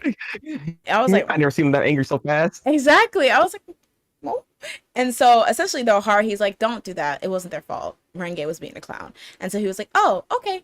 But the thing is, it was actually kind of cool. So Renge was like, oh my gosh, like we can use this or whatever. But then Kyoya comes out of Yes. nowhere, breaks the camera, and he's like, that's enough. Like, you will not air the host club members being violent. And so he basically drags her for filth and says that she's being annoying as hell. So she gets in her feelings or whatever. And so yeah, Tamaki or Haruhi has like this kind of speech how she's like, this Kyoya or no, Tamaki, he's like, yeah, the Kyoya, whoever that character you're obsessed with is not Kyoya. He's nothing like that. And so like Renge starts freaking out. But then Haruhi, she said something that was so beautiful. She was like, instead of being upset that he's not exactly like this fake character that you like, why not be excited that you get to actually get to know him and find out what he is about. And so, Exactly. yeah, I think that was so beautiful because it's like, I love this show. I don't know. Like I said, it has really great morals in there, and in horror, he just every time. Like again, that's why I like our character because she keeps it real, Hmm. keeps it real with you. You need people like that in your life. You keep keeping it real, 100%, 365. All right. Yeah. Yeah. Yeah. So at the end, it turns out Kyoya actually took the footage that Renge shot, and he created like an actual, because he's about the shmoney. He wants to get this money. Oh yeah. He just cut And out the before that, parts. actually, I forgot we didn't mention this, but he did have like this photo album of all the Oh host yeah, club members. he did. Yeah. So he was making shmoney off of them. Oh, it kind of cut off. Hold on. Pictures too, so they don't even know. Oh, yeah. Um, yeah. So yeah, and people actually loved it. And at the end, we learned that Renge has now moved on from Kyoya and is a Haruhi stan. So that's how that ends. And she's staying in Japan. So yeah, that was episode 4. Wait, did Um, you just say standing in Japan? she's staying in Japan. My bad. Well, she's standing in Japan too. She's standing Haruhi in Japan. So yes, that was the first 4 episodes of Ouran High School Host Club. So as a newbie, and all the people that this is your first time watching through, what do you think so far? What do you think about what we've seen so far? It's a very well-rounded show that I didn't know it was gonna be this well-rounded. The character development for the show is doing really, really well. I mean, we do need to do more for like maybe some like the twins, and maybe even Honey, and the guy back and everything. But for the comes to Tamaki, Haruhi, and Koya, even like they're setting these characters up. We're getting to know them pretty well. The pacing is actually pretty darn good. Soundtrack fits the show that needs it does what it needs to do, and Mhm. I enjoy the dub quite a bit already. Like the dub cast is pretty darn good, honestly. I don't really have any complaints or issues when watching it. Like nothing's really throwing me off while I'm listening to it or anything. So outside of the opening ending, of course, but we already talked about that. But yeah, like again, I didn't know this show was gonna be as good as it was. I mean, people do love this show. That's the thing. But I didn't know I was gonna like it as much as I was. It's a really good watch, and I look forward to watching even more of this and talking more about the show. So, as a new watcher, I give it a thumbs up. I give it a thumbs up so far. We got the thumb of approval by Brig. I'm really glad you're enjoying it. And I think like this, I definitely think it's one of those shows that everyone always just says it's really, really good. But like, I feel like people are like, oh, it's just like another rom-com. Like, how good it can it be? But I feel like it really does take the cake when it comes to like, the romantic comedy, dramedy, I guess if you will, because it has a lot of dramatic parts. But I also agree. And as somebody who, I watched it and I watched it a couple times, but I haven't rewatched it in a while. So I think general plot points I remember, but like the actual like gags and things like that, and like the more in depth points of certain plot points, I don't. So just like kind of recalling like how certain episodes went or how things resolve themselves is just reminding me, dang, this is really good. Like from the characters, like it just reminded me why I was so super obsessed with this show back when like I first read it, because it's just like there's so much content there, like the gags, the different Yeah. characters. And I think it's great because I feel like sometimes when you have like a cast of characters, it's very easy to fall into those cliches. And there's some cliches like the quiet one, the blah blah, but like Yeah. they add like the little like the very funny twist on it and stuff. And I think Like the funny thing about that is like cliches are never bad. Having a certain stereotype isn't necessarily a bad thing. It's just all about how you write said stereotype or cliches or whatever you add to it to make it more well-rounded. Like you can do more with it. It's just a lot of the time a lot of the characters when they do have these like little tropes that's on there, they stay that trope for the entire series and there isn't no real development. That's where the problem comes in. This show's not necessarily doing that just yet. Like I said, there's a lot of good development that's actually going on with it so far. So that's why I'm like, though the tropes are there, they're doing a good job with actually using that trope and using it to its fullest potential. And that's how you're supposed to write things. That's how you're supposed to do it. And mhm. also, mind you, by the way, what's interesting is that I don't know if you've probably watched it like this before, where you're kind of like more analyzing it. You're looking at it more from a different lens as opposed to you as a viewer watching it and you Mhm. as someone's being more critical about it. Now you're seeing other things about the show that they're highlighting you that you're like, wait a minute, the show's actually better than I remember actually then. So that could be also another thing that's like a different take for you actually. So it's actually not a bad thing to watch it again. Yeah, actually, I definitely agree because I think like certain things that I just was like, this is really, really funny. Like being able to like actually wait and be like actually praise. Like I know like people are gonna be like, oh, it's just a banana. But the whole thing with the twins and the banana, it's like that was such a great callback. And then the whole thing about the little visual cues they use. I mean, it's something that like I knew was there in Ouran High School Host Club, but I never really sat down and thought what makes that little like aspect of it so good and how like it's able to like convey so much with just like a quick cutscene. So like I definitely agree. And I also really agree about the characters, how it's not necessarily the cliches, but it's how you use it. If you just keep it as that 2D cliche character, or really like, oh, they act like this, but like maybe not develop. Like for example, if you're gonna have a tsundere character, why are they tsundere? Do they have a backstory that has made them kind of closed off or something like that? So like I agree, that is a great point that like cliches are not necessarily the problem, it's how you use them. So oh, Exactly. I'm gonna jump into chat real quick. So Andre Yeah, we got says, some paragraphs in here. yeah, let me put on my reading glasses. Andre says, first time watching through, I like it. Some character interactions can be a bit weird, especially the twins, but I like it. Though hearing he who must not be named can be a bit awkward. Uh, well, there's the sub there. There's the I sub looked, there. I looked up real quick, actually. I didn't really get you put glasses on. These are Thought not the teacher real. was just joking. These are my blue light glasses, so I guess I can wear them. And they're very smudged, so I can't see. I can see worse now that they're on.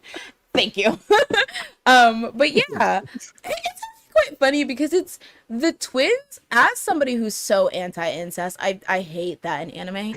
The fact that that doesn't trigger me as much, and I'm not saying that like it's gross, obviously, but I'm like the fact that I'm just like, all right, I'll watch this anyway. Like it's kind of like I don't know if Yeah. that's a Well, testament to see, how that's the good it thing. is. This is actually something that we can bring up and actually talk about. This could be a talking point for us, actually, ironically enough. But Talking point. our shows all the goddamn time, as good as a show is, there's always that one thing that's in the show that can be a problem. And with this one, yes, it's the goddamn incest of Wincest. All right, that's what this thing we ain't winning here. I don't like it either. It bothers me, but I'm trying to look past it. And usually that's what I usually try to do when I'm watching it, like any anime at this point, because there's always, it seems for some reason, there's always got to be something in a That's show true. that kind of throws you off a little bit. And but it's funny because again, going by like trying to recommend anime, right? It's hard, would it be kind of difficult to actually recommend it because of these two twins here? That's so true. You know what I mean? Like, Yeah.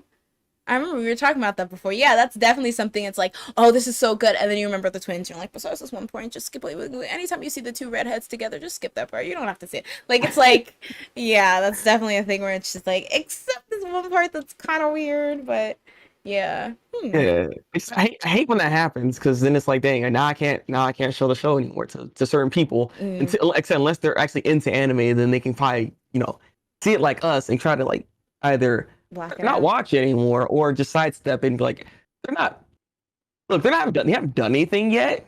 You know what I mean? It's just there's like a lot of implications going on there, and but again, nothing's happened. I don't know if something does happen. I hope nothing does. I am scared. I don't. So we'll see what happens. Yeah, I don't want to spoil it. No, just kidding.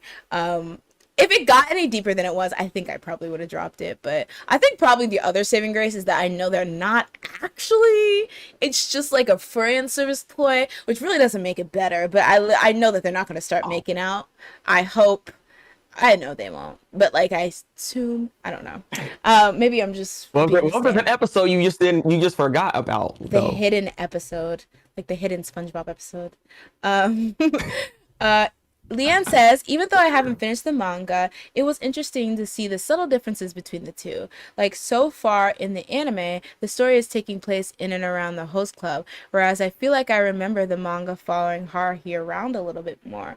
Oh, that's an interesting. Really?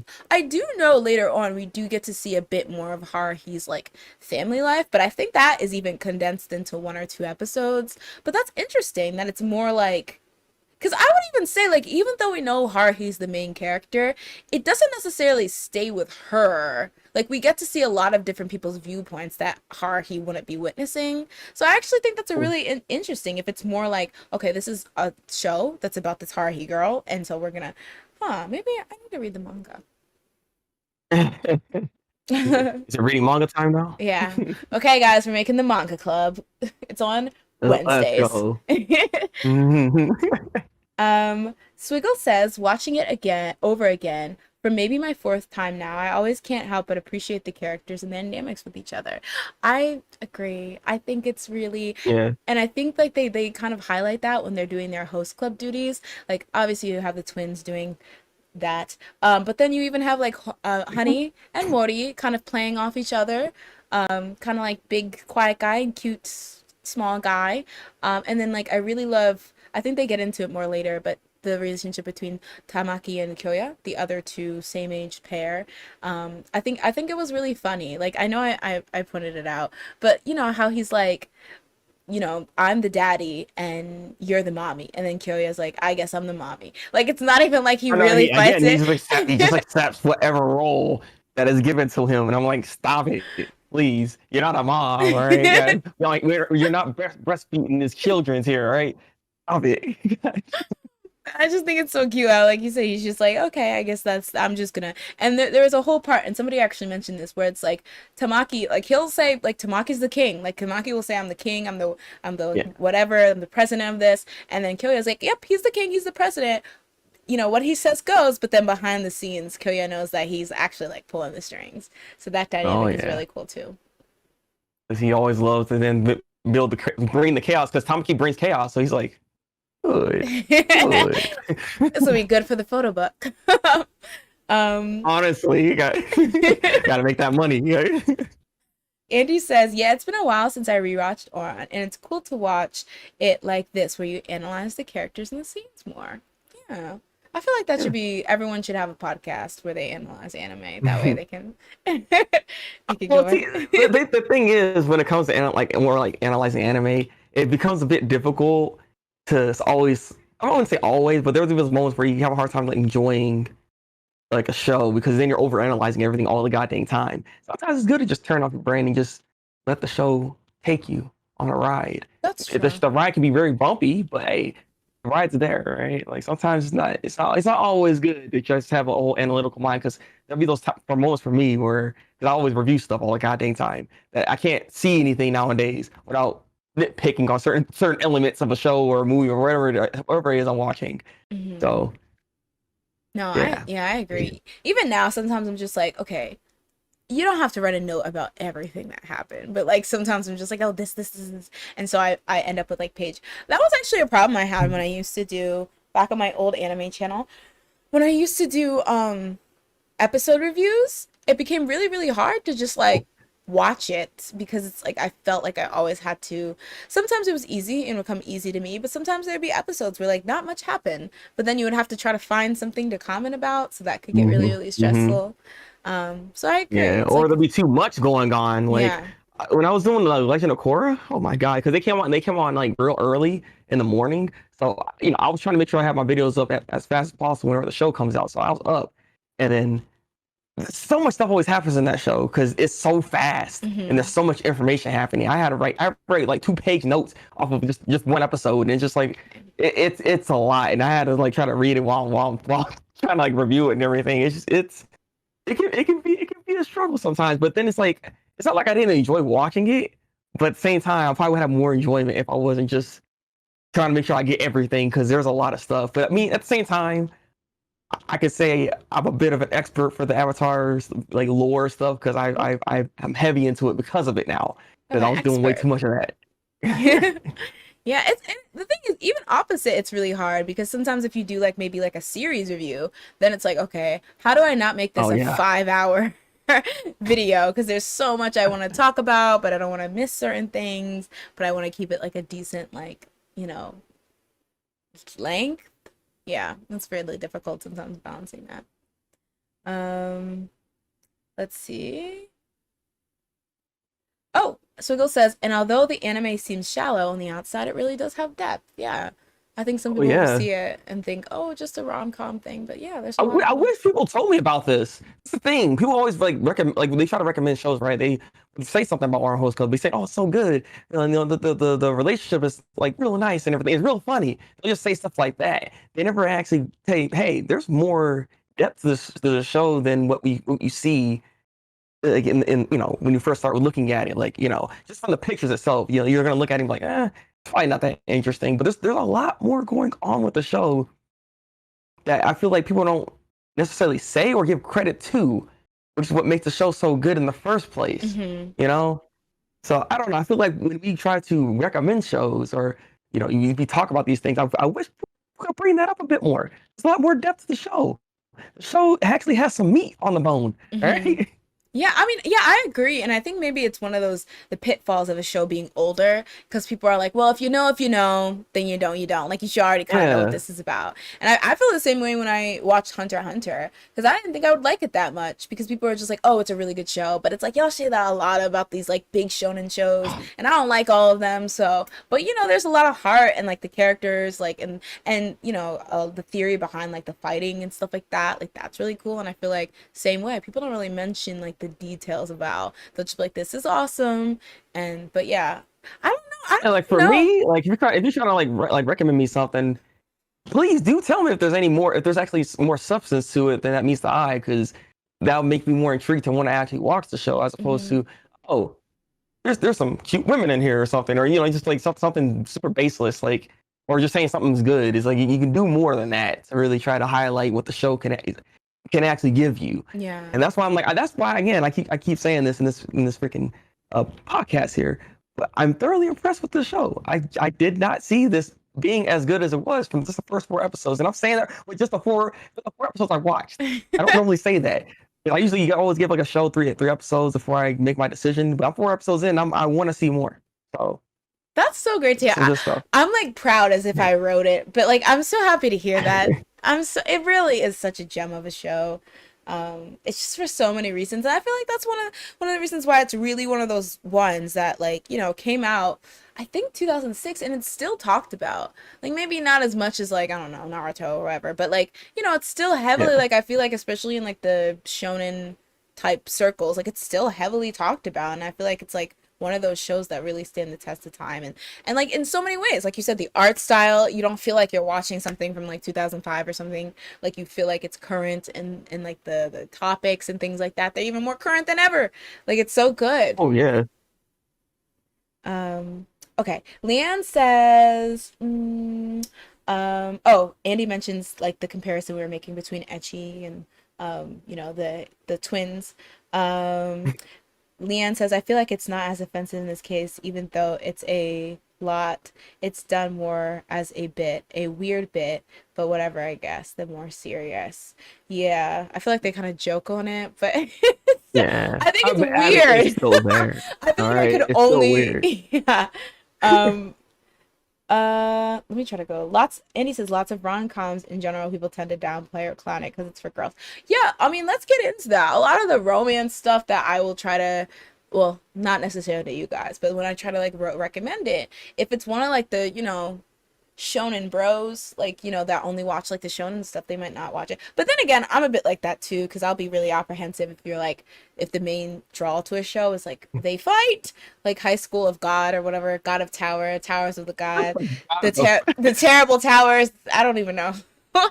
That It's got little a high duo. school. It's just got a high school. Oh crap. High School of the Towers and the I Tower mean, of God. truth be told, if you're talking about this show, I mean, that's literally all it has. If you're not liking the fights, you can't like that show. That show's trash. All right, I'm sorry. I'm just gonna throw it out here right now. Don't watch that show unless you like just fighting and good animation in that sense, because that's all it has. Apple did good on the animation front, but that story was. Oh, when we talk about pacing, right? For our host club, what is pacing for that show? That thing was. God, I can just throw it in there. Oh, I sorry. low key brought it up because That I was just on wanted it. you to drag. Mission accomplished. How dare you? Oh, so yeah, so it's just really good, and I'm really excited. So I talked about this a bit early stream, but I think for next week we're just gonna do 3 episodes. And I think it will work well because since we already watched 4 for the first season, or the first 13 episodes we're doing for this, there's 9 more left, so we can just do 3 for the next over the Yeah. next week. So the next episodes that we're watching for Ouran High School Host Club are episodes that would be 5 through 7. So yes, we'll come back again and watch it. And then I wanted to make sure we got this segment in. Besides Ouran High School Host Club break, what did you watch this week? And everyone in the chat, what did you watch this week? It could be anything. It doesn't actually have to be anything. Unfortunately, I don't think I have anything this week. I tried so hard to try to fit in some time to watch something else. Like there's so many shows that I need to catch up on right now because I haven't really been watching my wrestling stuff. There's Castlevania that has its last season that just came out, and I'm trying to watch that because it's on Netflix right now. I just seen some animation bits of like what's going on with it, and holy crap, man! Like that show's animation is just like something else. I don't know what team is doing that, but can they get like whoever that team is? Can they get like more anime? Because they are killing it. It doesn't make sense how good this animation is. Some of the best I've seen anime wise like ever really. Like it's incredible stuff. Is it being So made by like is it exclusive to Netflix or like it's being made by Netflix? yeah. It's getting Oh, made by Netflix. So I don't know what the team is exactly that's okay. like under Netflix that's doing it, but whoever that team is, they need give them more anime. Throw some more stuff at them. Like I would like to see more shows in that style that they have because it's some incredible stuff. You should check it out sometimes. Granted, I will say this. I'm throwing this out here right now. Castlevania is very violent, so you know, there's a lot of gore going on, and like I said, it's very detailed because the animation is incredible. So Worse than Invincible? actually, probably not. Probably not. That's what I'm like. You probably be okay.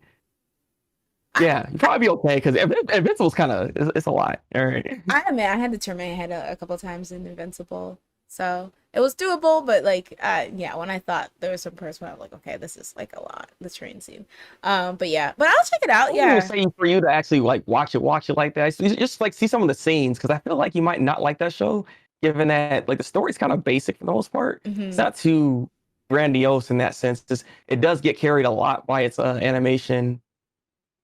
I can't even say the characters are okay. That's the thing. Like it gets carried a lot by its animation that makes it so good in the first place. Like everything else is kind of kind of average for the most part, if Hmm. honestly. So I feel like you probably like there's some good fights in there, but again, you're not big on fight scenes like that. So you need something else with this, which is why like honestly, I probably couldn't recommend it for you. But I could be Okay. wrong. I could be wrong. Well, if they're Hmm. having like cool clips or whatever, I'm willing to watch. But yeah, I usually like if I like fights if maybe there's a bit of a like if the story has like a bit of a mystery in it, like there's something mysterious coming like about the main character, about the world he's in that he's trying to figure out. But I mean, but I've been hearing a lot of people praising it, so I wanted to at least check out like a couple episodes because I think I'll know pretty much if I like it or not. But just to say, I tried. Um, Yeah, 3 episode rule. Oh yeah, 3 episode rule. Which crazy? I All don't right. know if you sent it to me. Maybe you did. There was like a Yeah, I Crunchyroll. did. I did. Okay. Yeah. I was like, what is going on? There's an We article were, that we were talked literally about that. talking about it, and then Crunchyroll said, "Hey, you know about that 3 episode rule?" And I was like, "What the heck is this? Are they watching us right now?" They are. We're the number one anime podcast in the earth, on planet Earth. I'm Crunchyroll. If you're watching, get at us, get already at wearing us. orange, kind of. uh, Okay. Andy says, I started rewatching Nana today. I'm already hit with the feels. Oh my god. I want to watch Nana again. That's such a good show. Andre says, shoot, I'm already halfway through on LOL. I'm at 13. Dang. You just watching. You going ham right now. Andre said extra credit. Like, oh, snap. Everything on Tsunami, Pretty Cure, Diane Xenon, Digimon, My Hero. I need to catch up on Hero. Although I kind of ruined it for myself because I watched a couple. Well, not really. I watched a couple episodes from this season though with my brother, but I'm way behind because I'm watching Your episodes. goddamn brother. Fight him. I'm gonna fight that sucker. Watching episodes with him, and to be fair, I like forced him to watch everything. So I was like, he was like, "Oh," I was like, "We want to watch My Hero," and he was like, "Yeah," and I was like, "I'm on the airy part," and he's like, "I'm not gonna go back there." So I was like, "Okay, I'm fine. I'll watch it." He Um, said, "I'm not going back there." What? There's good stuff in there. God dang. oh my God, Leanne, twins. Leanne says, I've been watching another anime called School Babysitters. It's about two orphan brothers who get taken into a prestigious academy chairwoman under the conditions that the older brother works at the academy's daycare that the younger brother coincidentally attends. Daycare hijinks ensues. Overall, very wholesome, cute. Literally, that's what I was going to talk about. I've been watching it too. Oh, Wait, this is weird. Wait, Leanne, did you start watching it because a clip came up on YouTube and then you watched the clip and then you were like, because I basically got into it because I was just randomly messing around on YouTube and then some compilation of some like really cute scenes from that show came up on my like recommended. So I was like, what the heck is this? And it's literally just like Leanne explained, it's about this kid.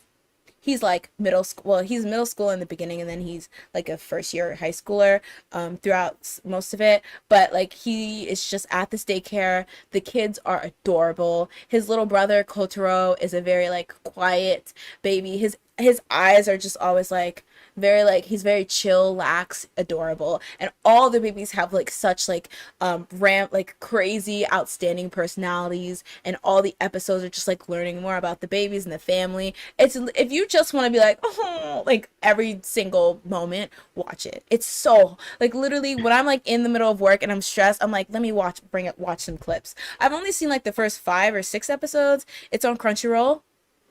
um oh, oh, Free promo. there it is. But yeah, it's on Crunchyroll. It's free because it's older. I think it came out in like 2018. And I just like going between watching the actual episodes and the clips. It's just so like there's this pair of twins. Ooh, they're giving Hikaru and Karu a run for their money, but like one Oh is really, God. really, one is really, really like happy and just always smiling, and the other one is such a crybaby. He's always on the verge of tears. And there's like a really cute episode where they have to be separated for a day because one of them are sick, and their dad's kind of like he's like famous, so like they don't get to see him a lot, so they have a bad relationship with him, but he's desperate to connect with them, and he's like a fool. He's kind of like Tamaki. Hmm. He's kind of silly, but he's wholesome. It's just so many cute episodes, and like you don't really even have to watch them in order. You don't even really have to watch it. Just watch some clips because it's just like Goodness really gracious. really cute. Because it's like it's so clippable, and they have so many like moments where it's just like you don't really have to know who's in this and what's going on, but like it's just really really cute. Like oh god, like I was just It's so It kind of gives me cute. like a Usagi Drop type of vibe. It sounds like a little bit. Oh, I might have to Yeah. check that out then. It's really cute, and like again, like you don't even have to watch the whole thing. Just find some clips on YouTube. People make bomb compilations. There's this menace to society named Taku. He's two, but you know what? He's a menace, and he's just really just over the top. Like I think it's because it's like really cute representations of what you tend to like actually see in kids. Like ones that are just like always on 100, always like starting some mess, can't Oh sit yeah. down Oh yeah. nowhere, always getting in trouble. God. And then like some that are just quiet to themselves. So it's really cute. Yeah, I like it. Oh, Oh, we were actually talking about this a bit, but Andy just yeah. yeah, about the creator of Berserk passing away. They say not a Berserk fan myself, but it's always sad to hear when somebody passes away, especially the creator of such a legendary story. Yeah. We were talking Yeah. about that a bit. Yeah, he passed away at 54, I believe. Yeah, Yeah. I didn't read it either, but you know, it's really sad to see.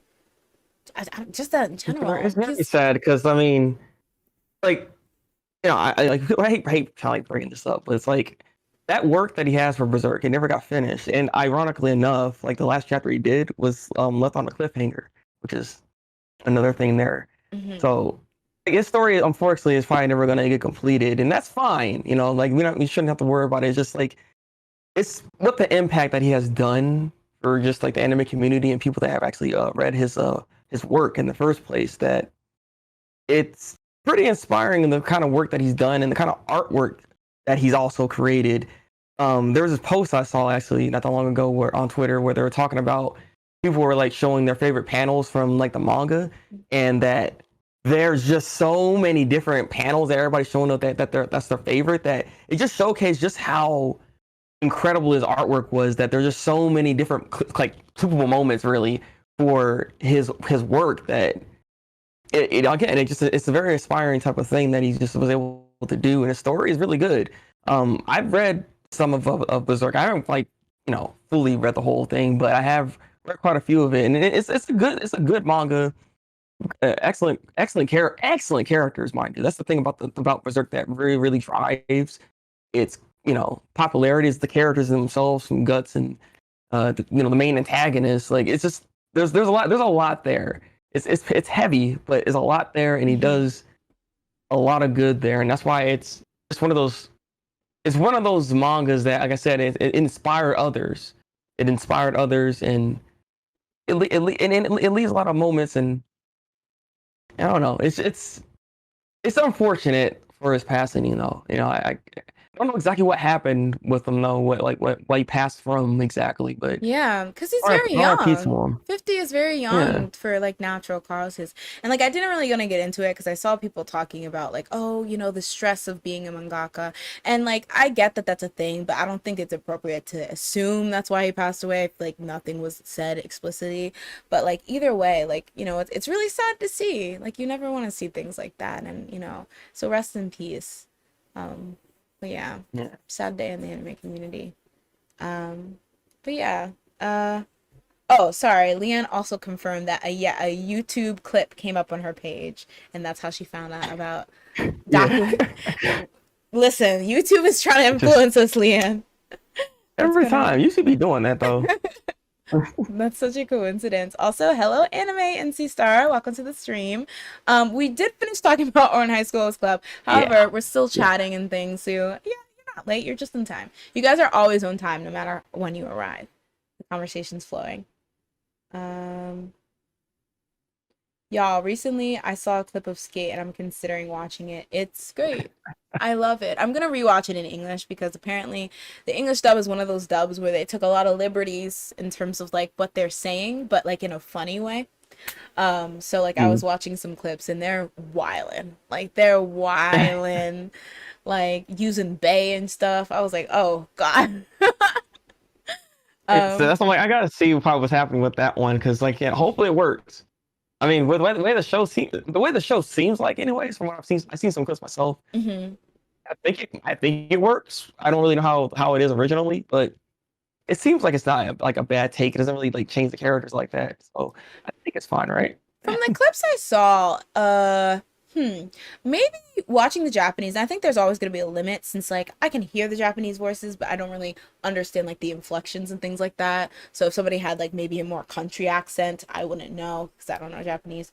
But I think like they definitely did like vocalize the characters in a way or make what they say give them like a certain very like personality or whatever. I think if that makes sense, like you know the Hmm. way that the characters talk and some of the things they say, it's kind of like, oh, okay, they're that kind of person or whatever, which you know some people might like, some people might hate. But I actually did see that there was a bit of controversy. Listening, kids.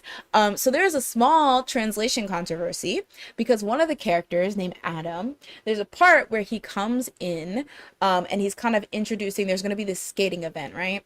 And so he's kind of introducing like the event and he's like hyping up the crowd and he's like, hello, he says something along the lines of, hello, what's up, um, bitches, bros, and non-binary hoes, right?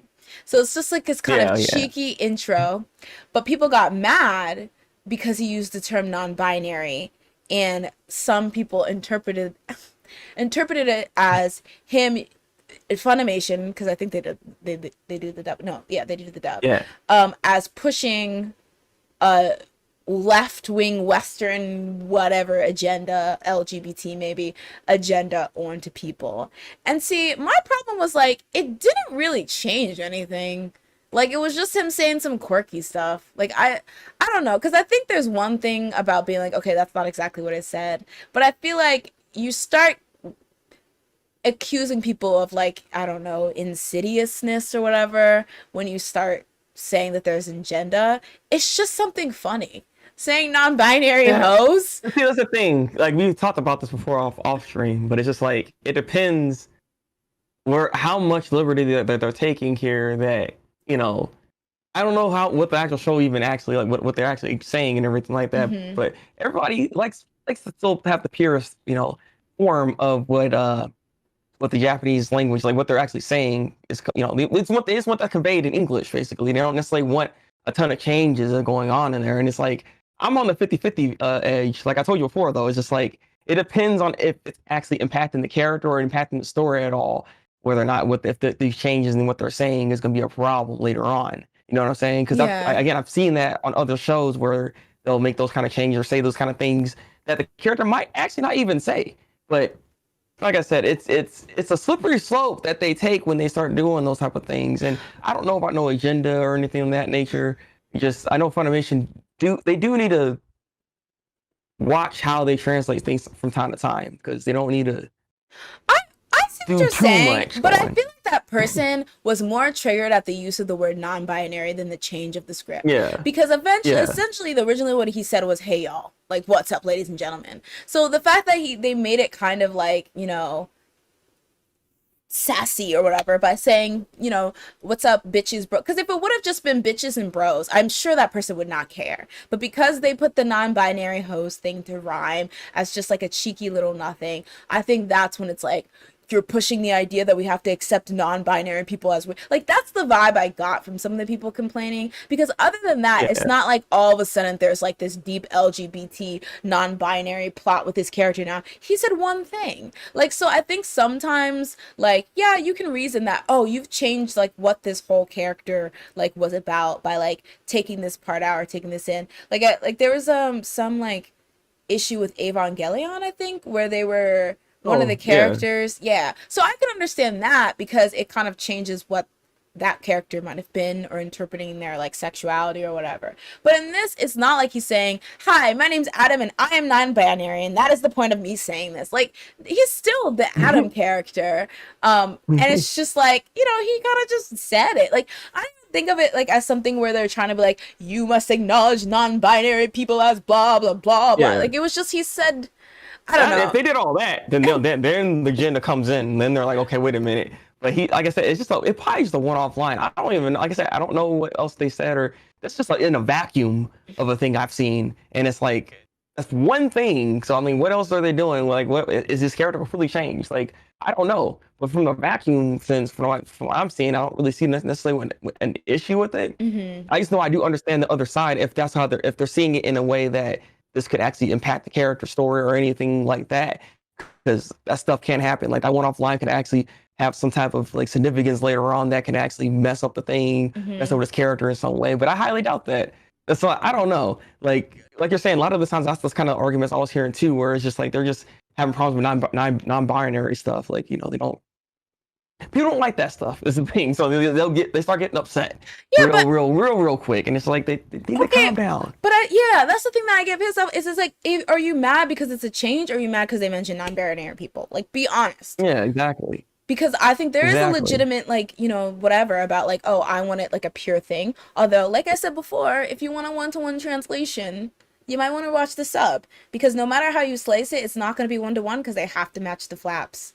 So it's never going to be perfect because it's just not the same all the Yeah, time but in it's always gonna be Japan. close to it. It's gonna be Is all close, what but you're looking for. I feel like, Yeah, and kind of like we discussed before, you know, these dub companies are told a certain thing with the translation, and so I feel like a lot of people like to push this narrative that like they just do whatever they want and disregard what the Japanese, you know, company that's letting them dub this once and stuff, and they're just doing everything and going wild and stuff like that. Yeah, there's gonna be creative like differences, and I want to like direct you guys to this girl named Sarah Moon on YouTube.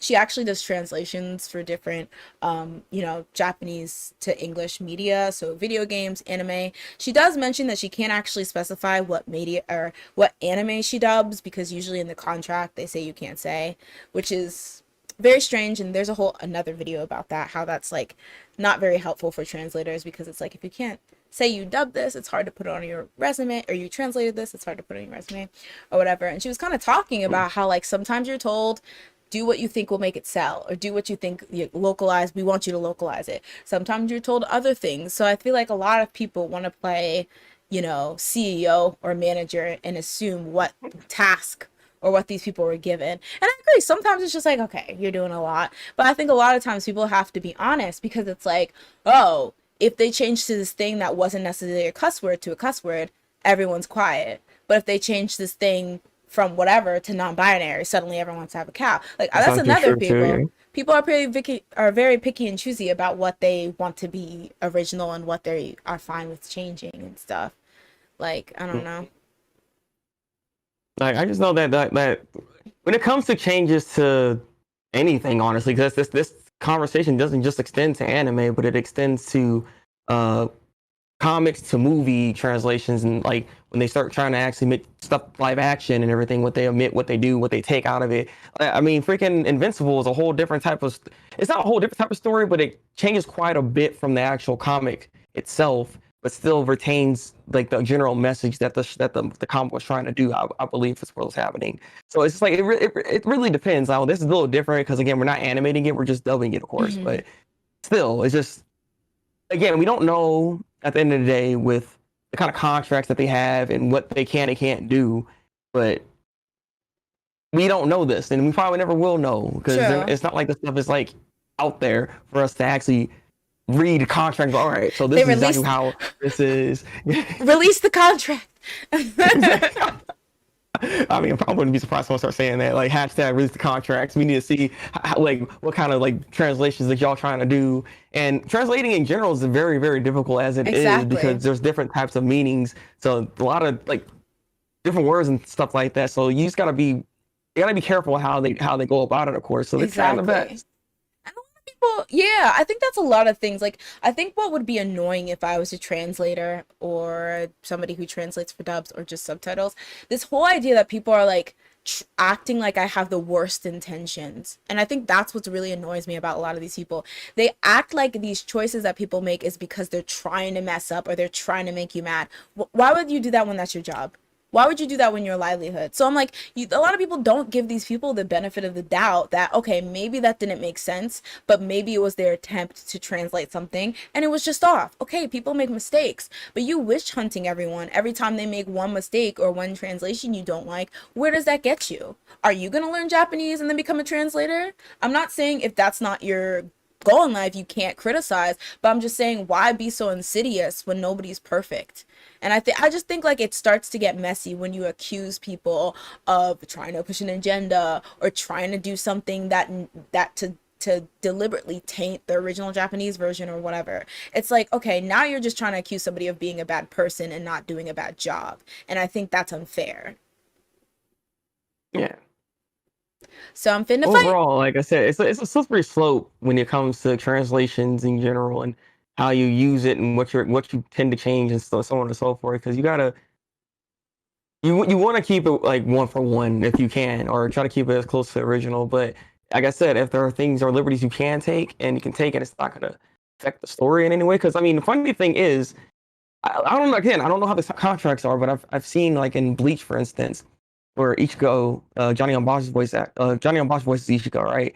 There are certain lines that he actually changed himself during like dubbing over it that Hmm. felt like one, it fit the lip flats better, and two, it still got the general message across. But he's, that change was necessary. It was a good change, so they Hmm. decided to keep that change. Like stuff Hmm. like that kind of happens sometimes too, because voice actors can voice an opinion on whether or not something can work or not. I've Hmm. seen that a few times. That don't always happen, but like I said, Yeah. there's a lot of inner workings with a lot of this stuff. So it's like, again, it's a very slippery slope that we kind of deal with these things, and we all just need to kind of chillax. And like you said, there is the sub you can always watch, of course. Yeah. I mean, I wouldn't mind seeing the a dub being, just one for one, like for like Full Alchemist, for instance, like it'd be kind of weird if all of a sudden they start just changing some stuff up. But again, if those changes weren't affecting the character, I don't think it would have really Yeah. mattered.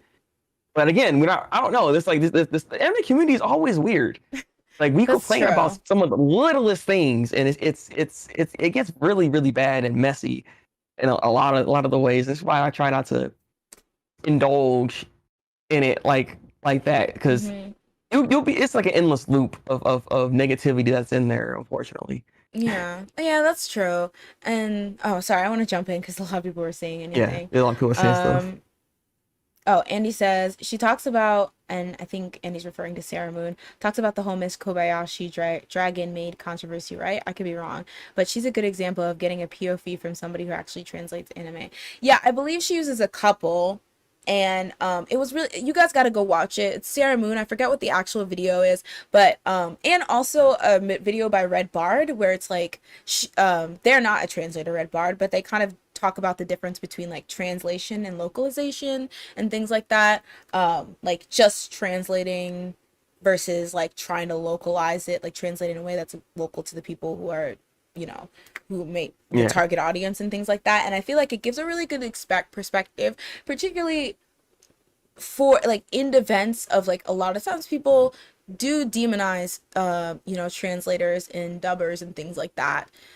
So it kind of gives like their perspective of like, what the difference of certain things are and what different tasks you. And I think Sarah Moon, hers is particularly good because it's like from like Andy says, from the perspective of somebody who actually translates, and she makes both, like she makes points on both sides. Like she's not just like people who only want subs should shut the hell up or whatever. Or she's like, oh, this is a point. She actually goes through examples when there were like big controversies about how something was translated like in a dub or something. interesting. And yeah, and sometimes she's like, oh yeah, that's a good point, that was really weird. And sometimes she's like, well, here's the problem with why you think that or whatever from my perspective or whatever. And it's a lot of good insight in terms of like what you're told as a translator to do. Are you told to localize, or are you just told to do a translation? She goes into why like people who want like a pure translation might not think they want what they think they want. And it was a pretty interesting point. So I would just say check her out. She actually has like a few channels where she talks about different stuff.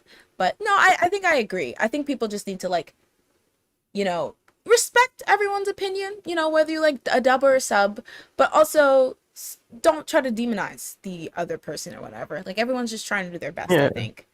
Um, yeah. yeah. And again, translations in general are very difficult, especially given that, like it's like I'm seeing the conversation here, like it's just like there's so many nuances to Japanese language that you got to make sure you're picking and choosing and getting the right type of stuff to make it Hmm. all make sense and everything. So like translation in general is just not easy to do. So like I would like to think they're not just trying to play around here. Exactly. And I'm sorry, I can't recommend it enough. The Sarah Moon video, she really goes into the fact like certain times where it's like people are gonna be mad because this isn't one-to-one translation, but we're trying to fit flaps, or we're trying to make this like the quickest. So like, for example, if somebody says some, ancient, or talks about some like proverb or something like that in Japanese about like, knocking out, and Oh essentially Lord. the like essential gist of it is like knocking out two items in one go, and somebody decides to change that to the saying, kill two birds with one stone. Well, literally they didn't say that, they said some other type of metaphor, but easy way to wrap that up is the saying two birds with one stone. So you're gonna drag them for not Yeah. mentioning that proverb, or are you gonna be Yes. You okay? need to mention the proverb. You need to make sure it's all in there. I don't care if it fits lip flaps. I need it to be complete 100% from the Japanese. I need it from their mouths. How dare dub suck, Yeah, right? exactly. That's why I'm like, that's why subtitles are so good, because maybe they will directly transfer the proverb, and then they'll have that beautiful translator's note that will explain it to you, which is It's awesome. funny though. I love that. Like you bring that up, but it's like, is it really that good? Because like I said, like we talk about the translations, right? So this Mhm. really literally one for one. You know how much more reading you do if it's actually one for one? Because there's like, can That's you true. actually read all that within like a 2 second time frame that you That's got? true. Yeah. That happens sometimes. Like, I've seen like some fan subs, they'll be doing that like, no, we're gonna be pure. We're gonna make sure to have everything in there. And somebody don't even make sense. And I'm trying to read it, and I miss like half the goddamn sentence because it's just there's so much You within gotta the little small pause. time frame that you're trying to read it. Yeah. Like God. Yeah, and some people don't mind that. They're like, as long as I get the pure paper, which is great. But I feel like the reason why we have so many mediums and way to watch it is because people value different things in their watching experience. You know, so and like nobody's bad for that. Like, I hate this idea that you're bad because you only like watching it this way, or you're elitist or whatever. Like, it just watch how I understand why there's people have a problem how someone else watches something. Nobody's forcing you to watch anything like anything. You can watch whatever you want. Why are you mad? Because somebody else, the It's like internet. you don't even have to watch the show like this. You don't have to watch it at all. Why do you care what I'm Exactly. doing? Who are Exactly. you? Oh, literally, who are you? Where did you come from? Where did you go? Where did you come from, Cotton Eye Joe? Like, what's going on here? Go away. Um. Oh, okay. I watch the same thing. Andy knows about Red Bar too. Red Bar also has a great video about the history of the Yaoi panel. I mean, Yaoi paddle. Do you know what that is? Oh, I do not. You live a blessed life. Listen, I don't want to know what it is either, but just look it up if you're interested. It's not as saucy as you might think. I mean, you're making it sound like it is. Like what? It's basically just like back in early conventions, like 2006, maybe like 2008.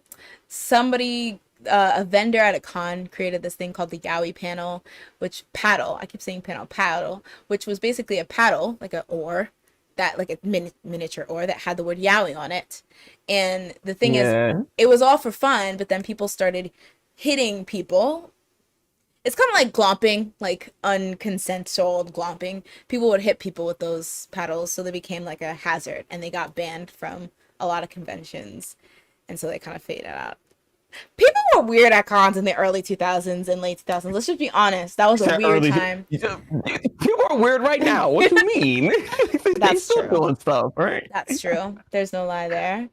Oh, Anime's Life says, before I go, there is a series of Akame got killed dub on YouTube that is basically just ruining the entire anime, and it's funny AF.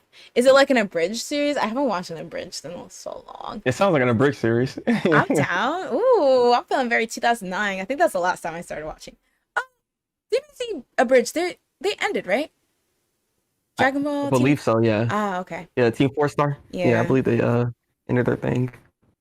That. They keep struggling with trying to keep it up because YouTube's just like nope. Even though they Ah. got permission from Funimation and everybody else, even like I don't know why they're still struggling. They have permission to do this. I don't know what the heck. Dang, that Like what's going sucks. on here? That must be stress, because there's nothing worse than like working hard on a video and then seeing that like copyright claim or whatever.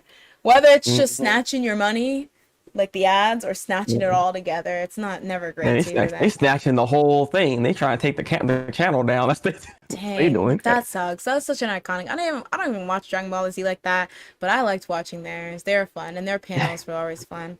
I'd watch them on YouTube. Yeah. actually been to one of their panels before the whole COVID stuff happened. I was actually over there. Oh I saw Landon wow. before. Yeah, it was pretty cool. Love him. I love him. I follow him. He has a Twitch channel. Go follow him. I haven't watched much of it yet, but yeah, I saw him play Among Us once. But yeah, they're all very talented and it's very, very actually Takahata 101. He's a VTuber now. One of The the VTuber? yeah, he has a V and it's very cool. His VTuber persona is like a bartender, but it's like this whole thing where he's a sober bartender because I think him in real life he is sober. He's been for a while, and so like it has like this cool setup where if you subscribe, it's like you're ordering drinks or something. It's very, very cool. Like Oh. if I made a VTube persona, a fursona, no, VTube persona, a versona, I would want something like that. It's very cool. Oh, Anime's Life said I met Mario's VA.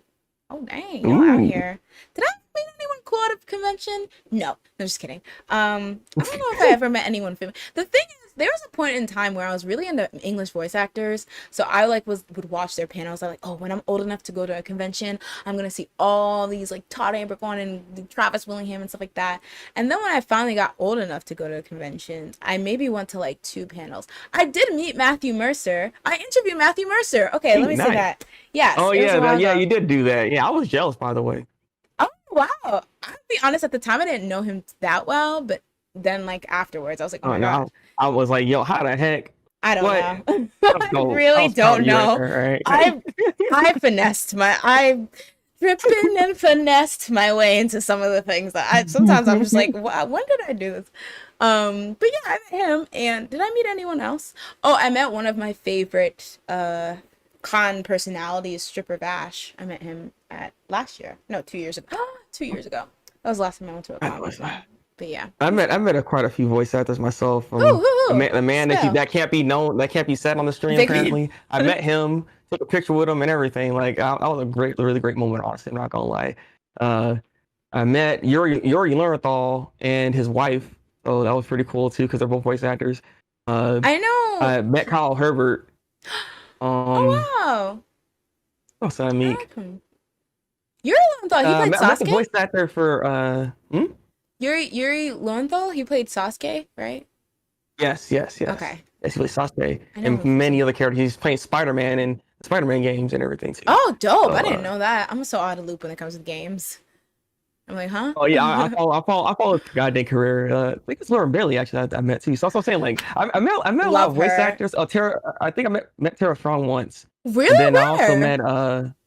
At I a also met at a hmm? con? Like, or where did you meet Terrace Yeah, it was Strong? it was at a con at one point. Yeah, Oh, dang. I, yeah, and then there I also met I'm what's his jealous. I name? love her. Uh, I love Stephen her. Blum. That was Oh my God. high note for me. Iconic. Yeah, I met Dang. him. I was like, oh my god, it was pretty epic. You Also, you done met everyone. also, yeah. I also met too. Maddie Flanginger, I think that's how you say her name. The one It's who the plays voice Naruto? for Naruto. Oh, Yes. wow. An icon. It was kind of disrespectful though, because like not for her, but it's like there was nobody there for like her booth signing for some reason. Ah, I went over there and I was like, she was like by herself. I was like, I had a conversation with her. So I was like, what's going on? dang. So it was really cool to meet her and everything. Like Not she even gave me a free autograph. I didn't even pay. So I was like, okay. oh, snap. Not to be shady, but I feel like maybe because maybe people don't know, or maybe is that like her most prevalent role? Because I feel like people, not to say that Naruto's kind of like older. Well, I don't even know when you met her, so let me not assume, but I don't know. Because that's the only prominent thing I know her for. And to me, that's epic enough. I mean, I love her voice for Naruto. I think it's immaculate. But maybe it was because, I don't know. I don't know. I know she plays some other characters, I believe, but Naruto's like the main one because I mean that's iconic. Like That should be you see enough. Naruto. That should be Yeah, enough. That's crazy. I would I have know been like, hey. she hasn't got around like that. She hasn't got around like that though. So Yeah, I the think one I really wanted to meet though, the one I really wanted to meet was Johnny and Bosch though, and I had a chance, and it hurts me to this day. It hurts me to this day because he had like this. So he had a band right called I Einstein. shine. Yeah. I Okay, so you stand. know I about this. stand. Okay. Listen, I stand. He was Uh, one of my faves. uh, yeah, he's my favorite. So I really wanted to meet him, and I had a chance to. but for some like something happened, unfortunately, to where he couldn't actually perform on the day I was there. So Oh. I actually ended up missing his last performance Ever? as I Shine. Yes, because his band disbanded after all that. Yeah, it Oh hurt so wow. much because That's I was like, unfortunate. I was so hyped to see him. I was so hyped to see him, and he had to cancel the whole thing, so I couldn't see him at all. And That's so he finally sad. came over here. I know. Oh, I'm sorry. That sucks. Oh my god. That would have been so iconic. Oh god. That's sad that Aishan also disbanded. I remember when they Yeah. were trying to get them off the ground. And there was a lot of members changes and stuff. But I love Johnny Bush. He was actually I wanted to see he was at KatsuCon last year. And I was so mad because I forgot to try to go see him. I didn't know where he was. So that would have been my first time seeing Oh, him after years of being a stan. But I feel like there's a lot of voice actors that are like really popular. Like they're like outside of like because obviously like you're popular for the roles you play and stuff like that. But there's like a crew that are just like when they're invited, you know, like their autograph line's gonna like wrap around. And I feel like there's like they're almost a clique. Maybe they yeah. used to be a clique or something like that. But like you know the Vic Mignognas, the Todd Habercorns, the Travis Willinghams, the Laura Baileys, the oh well yeah stands let's not lie but you know the those like voice actors, and then there's ones that might play like iconic roles, but they maybe don't have the fan base yet or something. I don't know. I just know that there's some like voice actors that just tend to have like really big fan bases, and so like Yeah. so I think that was the whole thing that even though she plays Naruto, maybe she just doesn't have the fan base. Yeah. I guess it was really odd because I was trying to see if she had a line. I'm like, I don't see a line over here. And I walked up on her. I'm like, hello, and that's how the whole thing started. And I was like, okay, so you don't have a line here. Honestly, I'm still stuck on the fact that you met, just like anime is like, that you met Tara Strong. Oh my God, what an icon. I mean, all the people you listed were legendary, but like, icon. Like, icon. Oh God. Like, so talented. The best, the best. And Johnny, I love Johnny Rush so much. Like, he's literally my fave. He is just like imagine having such a great voice that you really can just go in there and talk and like it's done. That's great. Like I'm the only Yeah, I one. know, right? He's the only one that like be like his characters be sounding alike and people don't complain about it because they're like that's a great ass voice. Like we love it. Well, I think part of it helps that he doesn't just take on any role. I'm assuming he takes on roles that I guess would probably fit him. Is the thing I'm assuming because a lot of Greg times when Ayers. he goes in, Yeah, just kidding, just kidding, just kidding, all just kidding, right, all just right. kidding, just kidding, just kidding, just kidding. I don't want to start beep. No, because that's not. Crunchyroll is definitely not going to sponsor us now. I'm Oh, just kidding, Greg Ayers. You're actually my favorite voice actor since I was a kid. You did a great job as Hikaru or Karu. I'm not sure which one you played. Todd Habercombe was the other one. Whatever you one he wasn't. Keep up the good work. Me saying stuff won't get him unhired. He's already solidified in the industry. Bye, Leanne. Have a good night. Thank you for stopping by. also, anime. See you later. The Oh, anime's leaving too. bye bye, anime. Thanks for coming through. But yeah, are there any, I guess, other voice actors you want to meet? Uh, Crispin Freeman is one of the other ones because he's one of my other favorite ones I want to meet, and I haven't met him yet. Kingspin Freeman. I love him. Yes, Love yes. him. Like, he needs to do a role. Like he's not like in anime like that. Like That's really true. much. I think maybe you I don't went know why. to, because he was one of the few, I always thought was interesting because he was the one of the few anime voice actors that when they did like Studio Ghibli stuff, they'd actually call him. Because have you ever noticed that when they would dub that, they would call more famous people, like Sure. Hollywood famous people, but he was the only one who could, well, you know, I think Stephen Bloom probably too, but like he was the only one that I would like, he would get repeatedly called for that stuff. So I think maybe he moved on to other stuff, but you're right, I don't see him in anime much anymore, which is No, strange. he has like a whole voice acting class thing he's been doing as of late. So Mm. maybe that's you know paying the bills, which is his class is kind of high, but it's Crispin Freeman Yeah, though. that's So I true. mean, He's probably gonna have some. I did see this video that I was like, oh, it was from a while ago, maybe like 2019, and he was like, fun fact, the Japanese VAs for Haruhi and Hikaru are married. That's so cute. I love hearing stuff like that. Like every 2 minutes on my timeline, everyone's always like, did you know that the mangaka or the writer of Sailor Moon and the writer of Hunter x Hunter are married, and I'm like, Yeah, yes. they keep bringing that up. But it's cute every single time. But Mhm. yeah, he was in like a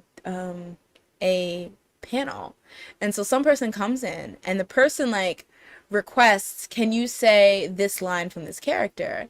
And I don't want to say he drags him because it was a lot classier than this, but he basically calls him out, and he's just like, because the guy doesn't really know the line, and he's like, well, that's like a character I did years ago, so like I don't even remember how to say that line. And then he also kind of calls him out because he's like, yeah, this is a panel where like I'm trying to answer questions. I don't think it's a very good use of my time just to be repeating like my character's lines, because like, if you want to hear it, you can just go and watch it. So he eventually does say it, but it's kind of like awkward because he like dragged Redundant. him. Yeah. And I was like, I remember that being a thing like back when I would watch a lot of panels, when like people would come and to these panels and request like, basically just say this line, say this line. Can you say this like this? Can you say this like this? And I think at the beginning, voice actors, especially when like the panel seems new, they're obliged and they're like, oh yeah, we can say this. But I remember voice actors getting kind of I don't want to say annoyed, but like tired of people requesting them to just say lines over and over again at the panels. And I remember one, I think it was Yeah. Aaron Dismuke. He was like, "I'm not a jukebox," one time, and I was like, "Dang." He was like 12 though at the time, but I was like, "Tell him."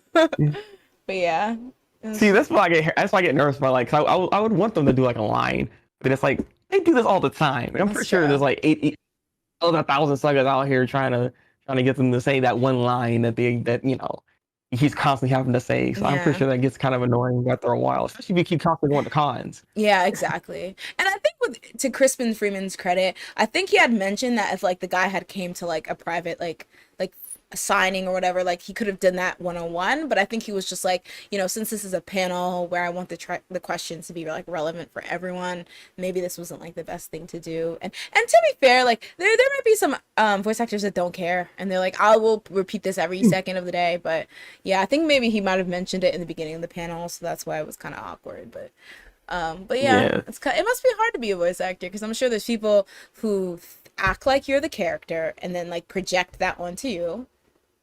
Oh yes. Oh yes. Like I've been seeing that on Twitter actually. They be like the voice actors like had to keep putting this tag there. It was like we're not the characters and yada yada yada. Like you don't need to put that on us like that because like for some reason they just can't like separate them. Yeah, Like apparently that fictional character is now them.